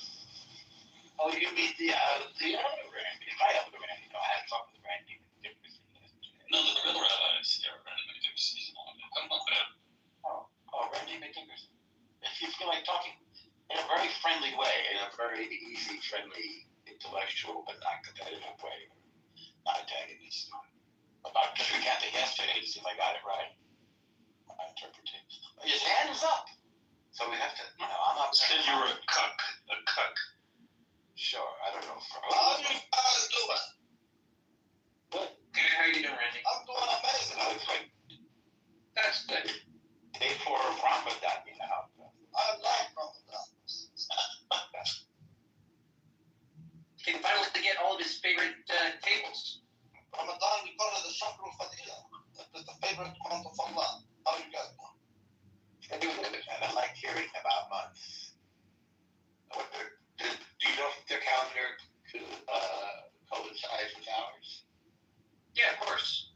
You do know? I don't think it's quite that complete, but But it is. So it's a. Hang on here. that is lunar. The word month comes from. We all track the moons. We do it to say. So for us, it's the 5th of Adar. What is it the 5th of? Is it the 5th for you? It's the Fadar, but it's Adar, March is Adar. I don't go by the Islamic calendar. I'm not a Muslim. Well, maybe. Okay, so you know the correct one. What you're saying is 5th of Adar? For the Jew, yeah. Well, that's kind of mindfuck because for the solar is 5th of March, and March is Adar. I know that's so weird. But sometimes they line up. But that's not supposed to be the case. So the last two. No. It does. The thing is, the moon cycle doesn't track to the solar. It just does reliable 28-day cycles that we can chart solid on foot. The Jews, in order to make sure that it doesn't get off kilter from the solar, sometimes we will add an extra month into our year. Still a moon cycle, 28-day. What I'm saying is the 5th of Adar last time was not on the 5th of March. It's just Yeah. like- It was Well, it's not going to happen. It's very rare. Exactly. So this doesn't say that today is the 5th of Adar to you, but it's also the 5th of Adar to us according to the solar. Do you know much of the Purim holiday? Is there any Christian thought about the Purim holiday? Purim, you're talking about Haman. Yeah. Esther, come on. But Esther is the hero. Well, I think Mordecai is the hero. That's the Bible. Okay, but did they do anything? Because that was it was pre-Christian, but it's a bit more of a rabbinic kind of a holiday. I was just wondering what the Christian thought of Purim is. Well, we know the story, obviously, and we have it's not a holiday. I don't know. That's right. Do you do a reading? But it's on the 14th of Adar. It's supposed to be. Yeah, it's coming up. That's what I said. Guess what? Well, I know I'm not going to dance. Doesn't matter. Now let's check. That's another topic, by the way. Our holidays are almost always in the middle of the month, which is full moon. It's a perfect Ramadan mood right now. It almost seems planned, right? It's a sliver. Well, yeah, because Beautiful sitar. we're in the waxing phase.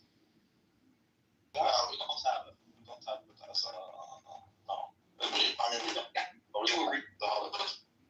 Okay, so Randy, you're in March. You're in regular March. So what's the coincidence? Just that it's the Adar or 5th.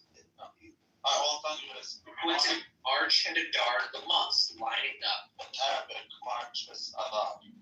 So today is the 5th of Adar, according to the solar calendar, which in your calendar is the 5th of Adar, so it's slightly just combines. Also, there might be a bit of Adar different. It's differently than Adar. Adar and Is your Adar different than Adar is much yours different? Adar. It's just solar. That's how we say March. Well, in Arabic. the sun by coincidence use the same wording as we do, or not by coincidence. okay, but By just proximity. it is already the 6th of Adar because our days start at nightfall, even though it won't be the 6th of March until then. For Arabs, yeah, because that's like a different time zone, yes. But for me, I'm in East Coast, so it's 5th of Oh, March. you're something. Nice. Yeah, That hasn't set there yet? I'm East Coast, man. I'm just like you. So then, yeah, it's 6th of Adar for us. How is it? How the fuck is it 6? Oh, yeah, because your usual day, yeah, your day starts 7. Exactly. I saw the previous night. Yeah, no. I was supposed to figure out midnight in like the year 200. I mean, we go by that. So we go by that in terms of like prayers and things like that, but that's about it. Like our day doesn't begin. I like the calendar, and I also like understanding what the word month means and how the moon works. But you Like be careful. people, You better be careful not to enter the realm of astrology. astronomy is fine though, but Are you one of I that? don't track those things. They just like rely on the calendar, and because of the solar months, they're pretty well charted. They just have a sense of what June is like. They don't really think about the moon phases. But I like it, and I like the fact that months have no real connection to the sun. They're only a phenomenon of the moon. And I like the Jewish calendar as a hybrid that really acknowledges both. That the solarism and the lunarism. Okay, see, that's where you're mixing things. The month does have something to do with the sun. Not really. Yes. That's what like when they came back from the Babylonian exile, and they started using names for months from Babylonian deities. How did they accept that? They're not supposed. That's Hilul Hashem. No, who said? They're just names of months. That is Hilul Hashem. But like Tammuz was a god. They used to call them by numbers. They had firsts, seconds. That's right. Tammuz is a god. Right. I think We did say Tammuz in Arabic also. They're not serious. I don't know. Like the Jewish convention in the Bible of like simply numbering the months is a bit of a misunderstanding of how language works. I don't think numbered months is effective in human I understanding. go by numbers. I go by numbers. they do have meaning. Everything has all this. I mean, people name things. Yeah, because if you look at August, it's from Augustus, right? So it's not a god, but it's a god. We still hold by the numbers for our days, but we were fine with the name, I guess. No, we go by. So I say the way I speak, I say today is Khamsa Data, it's 5:33. 3 refers to the month. You see what I mean? Right. Right. Yeah. Right. That's how I. The way that Jews did it, but after the Babylonian captivity, they did have names for the months. That's right. I disagree with that. I think it should be the numbers. That's what we use to first person. I don't know. There's not a lot of like liturgy or Jewish practice that needs a very specific declaration for what to call this month, right? The important like legal action is when a witness comes and says, "I saw a sliver of a moon," and then the court says, "Yeah, you're right. It's totally a new month because our calculations track out." That's the legal act. You know, So the month is what's important. What they call it a month, they could theoretically come up with a new name. The truth is, God doesn't care. It depends on your relationship with that one. But if you say Tammuz because that's just the name, okay. But if you say Tammuz because of the deity, then that's okay. See what I mean? So I think about this to try to place games like that. Well, that's the old law that if they're not using it for idolatry, then it's fine. Exactly. But I personally prefer to go with numbers. Not totally is a simpler because I don't even know the name of the months in Arabic at all. I think the names work, at least within English. Like, people wouldn't exactly know what you meant if you said like 7, 12, 22. Yeah, but that's cultural. Like, if I say today is the 5th of 3, like that's not an issue. That's not an issue, but it's just like people will say, "Oh, you're retarded. Why do you say that?" But like, it's a cultural thing, though. It can't work. So I mean, it seems like it was a cultural invasion then. Yeah, because there were some people that were used to the names to communicate rather than numbers. August, Augustus, yeah, okay. The motherfucker. Oh yeah, all the It was every people did not worship the months. Like Black History Month is a form of worship for the black people. I'm just letting you know. every naming convention, when it comes to like these big systemic things, they're usually rooted in God. Like for example, time. Our sense of time is one of the trickiest. When they define the time as by count. Oh my god, here we go with this guy. Yeah, so I never can imagine why our notion of time, chronology, is named after Kronos, the Greek god. Here's what get that? Repeat that to make sure I got you correctly. Chronology, the notion of chronology, Yeah.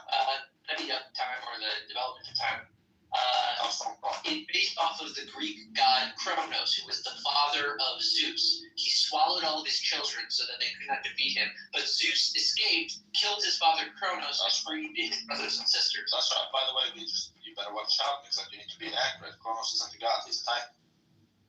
I don't remember if Kronos was a titan. Yeah, he's a titan. He's not a god. He was a titan, and he birthed the gods. That's right. But this is all شغل في شهر. There's a new post on I do remember about the calendar. It's pretty close. I love the Hebrew calendar. It's a good calendar. It's very organic. It's very submissive to the technologies available at all times for humans to track the change of time. And it's legalistic. It's just a great calendar. You know that we were almost done as solar calendar. We worked for a while as solar calendar. How do you mean? How? When we were in Egypt. Yeah. I mean, Egypt just had their own calendar. Yeah, that was very accurate solar calendar. I think that somewhere along the way, we went to a lunar. I don't know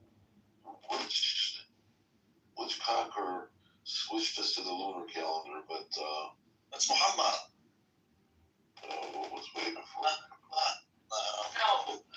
It says in the Bible that Moses gave them the new year at the Exodus. Like they practiced it right before they left. That's right.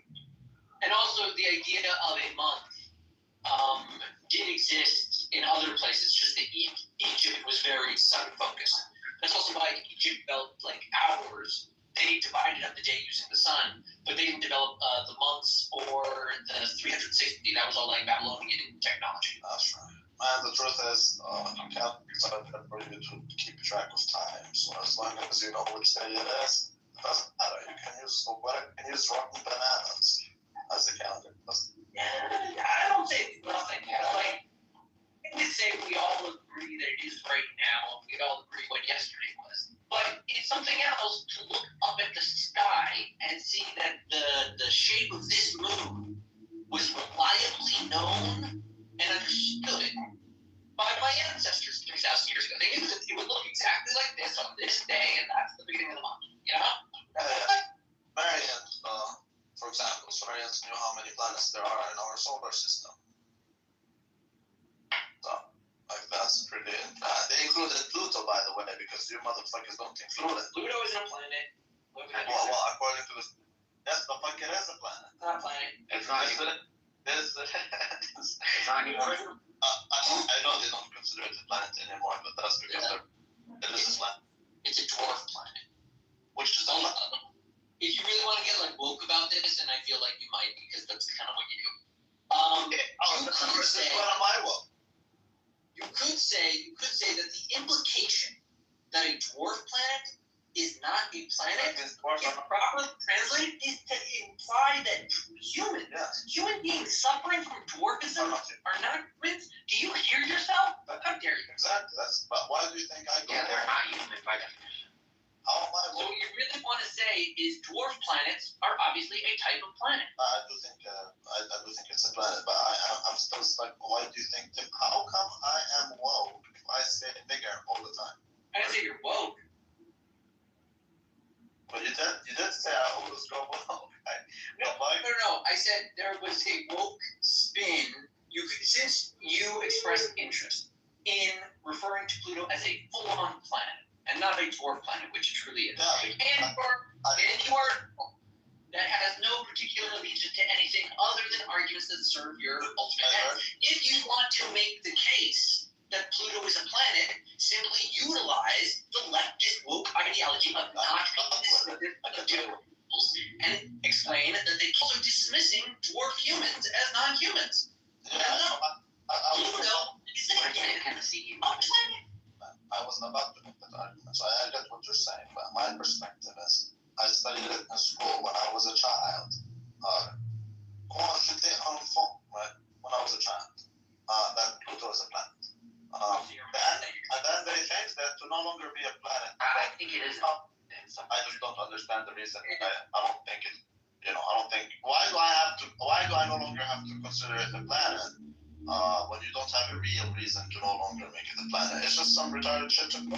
What makes you think that they don't have a real, reasonable distinction between the definition of a planet and a dwarf planet? Go ahead. Because the definitions keep changing. Like, they can tell you today that it's a planet, tomorrow it's not, because the definition. Like, okay, remember recently when they changed the definition of a recession? And that's why we're no longer having a recession. Yeah, but we do have a recession. We changed the definition. Right? So I don't like the definition games. I like to stick to something and just go with it. Right? I don't like. There's nothing I hate more than changing definitions every 2 days to cause confusion. Okay, but have you considered that because you're arguing with the experts that are actually looking at the planets, that because it's identified it as a dwarf planet and not a planet, based on that criteria of dwarf planet, there may be other dwarf planets in our solar system that, because of your bespoke definition, you might now want to say is a full planet? Like, let me put it this way. Do you know, because I do, and I'm not going to tell you what it is yet, do you know if there are other dwarf planets in this universe? No. In this solar system, excuse me? I'm not much, I personally don't. I'm not much into these things, but I can tell you the Sumerians included it as a planet. And it seems like they were wrong. I don't think they were. They were. I think Listen. I think the ancients were what. Think about the scope of calculation they can do on looking at the movement of Pluto in relation to themselves. They didn't even have a heliocentric model yet, which they would need to do to track Pluto. At that level, they would have been using like epicycles at best. They didn't know. They didn't understand it. And I would tell you, Pluto's orbit of the sun follows the trajectory of a dwarf planet, not a planet. Exactly what you are. You know that? Yeah, I just checked my license. It's true. That's right. Vincent in the chat is asking a question, saying, "Are you sure it was Pluto they were throwing?" Actually, I'm not sure. But what I do, we can check it together.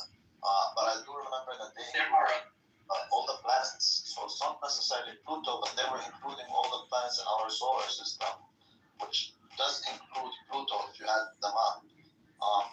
Unless I'm wrong. It does include the speed ass, but it also includes planet X.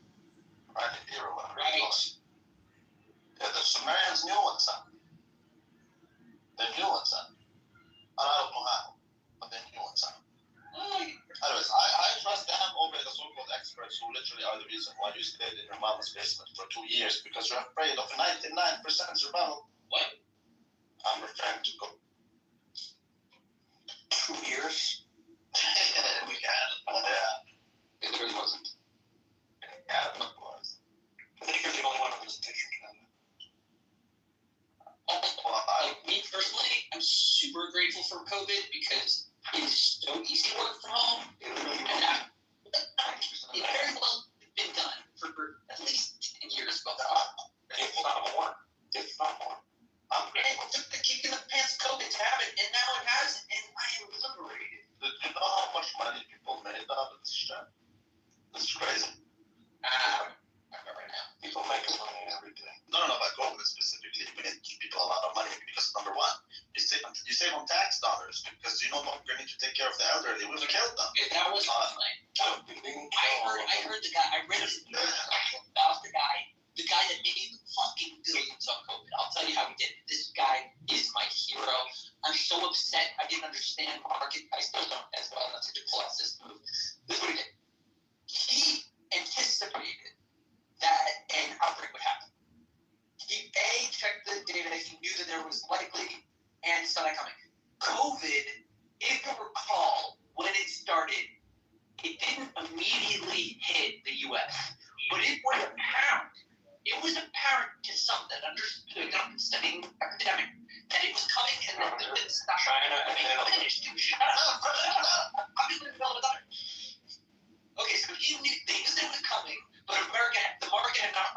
rebounded yet. They were still like seeing it. It was the cruise ship news had come out, and someone had seen that the infection rate after quarantine had gone up. And every epidemiologist that sees, oh, it's going up during quarantine, you're fucked. And they looked at the rate and they said, yeah, this is spreading. This is going to spread. It's going to be a worldwide thing. And this guy saw that. But how do you capitalize on it? If you know that a crazy disease is coming, what do? He bought, here's what he bought. He bought options in face mask companies in Asia. He bought them up to whatever, like he bought options of, I think, and then there was like, they ran out. And he was invested like the only company that could provide it. This guy, he like went to a secure location and like coasted out and everything, but that was the move. He saw the one play. He knew it was coming. He had the funding. Now, I read about it in New York. But there's nothing wrong with that. In other ways, we printed so much money, so they pumped all your ass. Now your house is worth 3 times what it was. 3 times. That's because That guy, let me explain to you the capitalistic value of what that guy did. That guy was looking to make a lot of money. But what he practically did was he anticipated better than everyone else which areas of progress in the world needed the most investment at that time. He put all of his money into the specific companies that he knew would be needed above all others. And as a result, those companies had more funding available to assist them. More money to be They had more money to produce masks because of his early investment. ethics. People in general, you're talking about this one guy, who cares? I'm talking about society, open it up. People benefited at the expense of the youth. What you motherfuckers have done is throw the youth under the bus to make a living. And it's beautiful. Look at that. Nothing wrong with that. There's nothing wrong with that. There's nothing wrong with it. Why? Because those who don't own homes will never own them. Who own homes now are like they triple their net worth. I'll tell you what, in the modern age, people started pushing in home ownership. Yeah, of course. What you told them. You know, we fought thousands of years without the right to own land. Okay, we can dump down your population with public education, and we can convince you that you don't need to own land. Why did you don't land? You don't need to own anything. Yeah, exactly. Why did you don't land? Exactly. You asked that question because you've been signed up by the public. Okay, so let's say why did you don't land? Because only lords own land. We fought war. And now each one of us is And why do you need lordship? You don't need what you need to eat anything other than bread. Hunger. Yeah, okay, but you don't need You have bread. hunger and taste for lordship? Loyalty to the king. Like, you're not making any compelling case for lordship. I'm not really You said I was psyop. That's one excuse why we don't land. I don't think you're saying you believe that home ownership and land ownership isn't something we fought for thousands of years. I do think you're saying. Okay, prove it. What's an example of a war that was fought over land ownership? Throughout history, even before the Magna Carta. Okay, let's go back in history. Okay, let's talk You're talking about the Angles that were all warring against each other? not just those. Well, that's Magna Carta is specific to those, but like in general in medieval Europe, the person count. Most people lived and died on their plot of land, which wasn't theirs. That's the land of the Lord in which they worked. But That was like bad or something? of course, it's bad. Why? Because you have you have rules for thee but not for me, and you have like different classes of people where you don't get to, thanks to capitalism, you get to climb up and down the ladder if you so deserve it. But under feudalism, if you're born in a certain class, your son will be in that class. You cannot move. Okay, so right? let me slow down and unpack a bit. It sounds like you're saying in feudalism, it's very important to own land. No. I'm saying in feudalism you couldn't own one land. Right. That's why it was so important. Right? You either had it or you didn't. But in capitalism, you have not made a compelling. No, you don't have the land. You don't have, even in feudalism, the Lord doesn't have the land. The land is assigned, the king has the land. And the land is assigned to the Lord by the king. Right?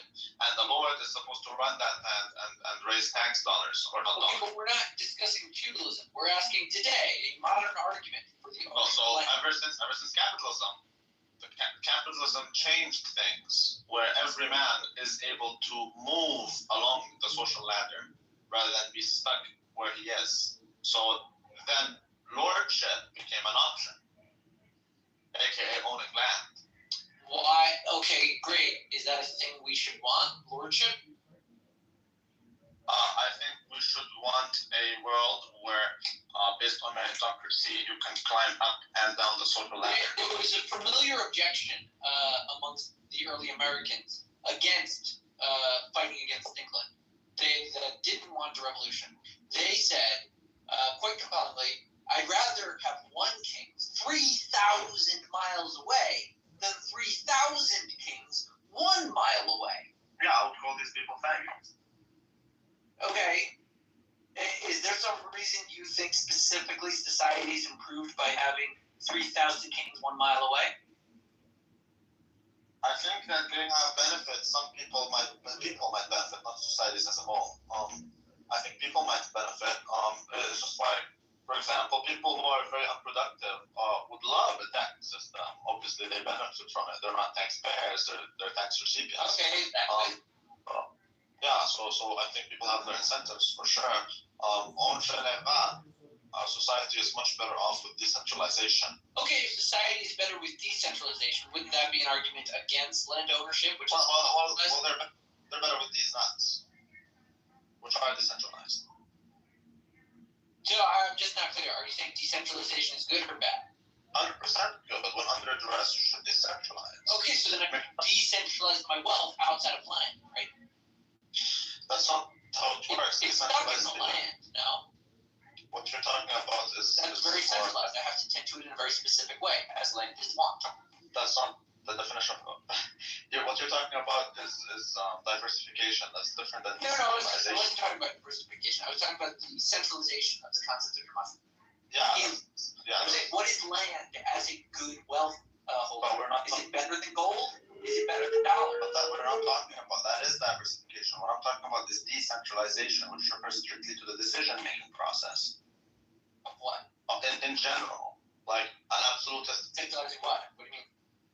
Decentralizing the system such that, for example, the US is much more decentralized than the UK. Although the UK does have decentralization since the parliamentarians won. But if you, for example, compare the UK with the French, where they had an absolutist monarchist, you would find the English with their king are more decentralized. Obviously, they were the ones who prevailed.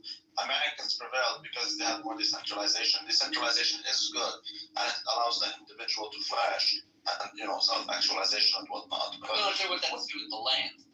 Well, with the land is simply the fact that you can climb up and down the ladder. Hence, land becomes accessible to you. You're not a peasant by definition. Maybe you are maybe because you're a Jew, you're more comfortable with having different classes in society that are rigid. But to me, I believe that you should be able. Yeah, actually, I do mostly like different classes in society. I know you want the goyim to be your slaves. I understand, but I mean, no. People would go up and down the ladder if they so deserve it. I don't think you're born. Your father is a blacksmith, therefore you're a blacksmith. I think that usually works well, but I think that within the economics of life, people grow and up and down. I don't think that that's inherent within a class recognition. I think that, to me, the class notion is more about creating an aspirational piety. What you're calling for is a noble class and a peasant class, where the nobleman is noble for he was born in a noble household, the peasant...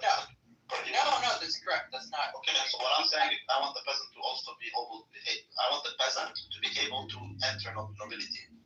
That is how he owns land. Noblemen are those who own land, okay? Now you have... Okay, so here's part of the problem. It feels like you're blurring the notion of class climbing to wealth accumulation, which is sort of... that's sort of like the essential reason why I win. Okay, you talked about raising stature based on accumulation of land. No, it's based on capital. Capital becomes accessible. Capital was not a thing back then, but land was. Okay, but how does that affect your class? You're still whatever class you are. Well, exactly. With capitalism, it doesn't affect us because everyone can access capital. That's why it's called capitalism. That's always been true. There's always been merchants. That's not always been the case, no. Why has there not always been merchants? There's not always been. The merchants were a class. Yes. Yeah, you don't But I'm saying that's you don't, like all you're doing is rebalancing the class. You're disregarding the value of the other class, which is doing something else, and you're focusing on the merchant you class. don't get to move between these classes. That's not true. That's not true at all. That is true. No, it is not. That is true. But if the Lord No, it isn't true. you will stay on the land. It's You just are not true.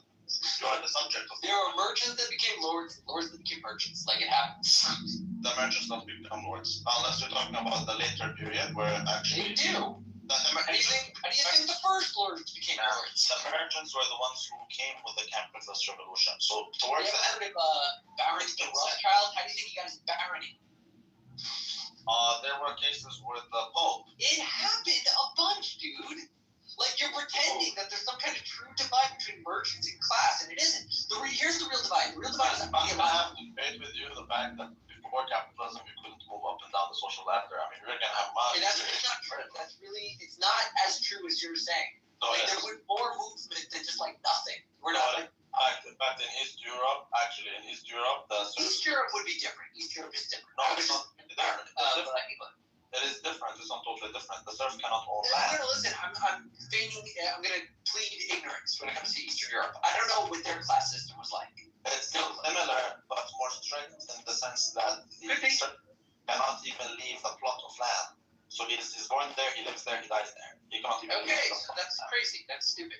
No, that's not stupid. That's feudalism. The Lord does. Yeah, what I'm the not Lord in does. favor of feudalism. I said classism. But feudalism is classism, nigga. No, they're not. Yes, it is.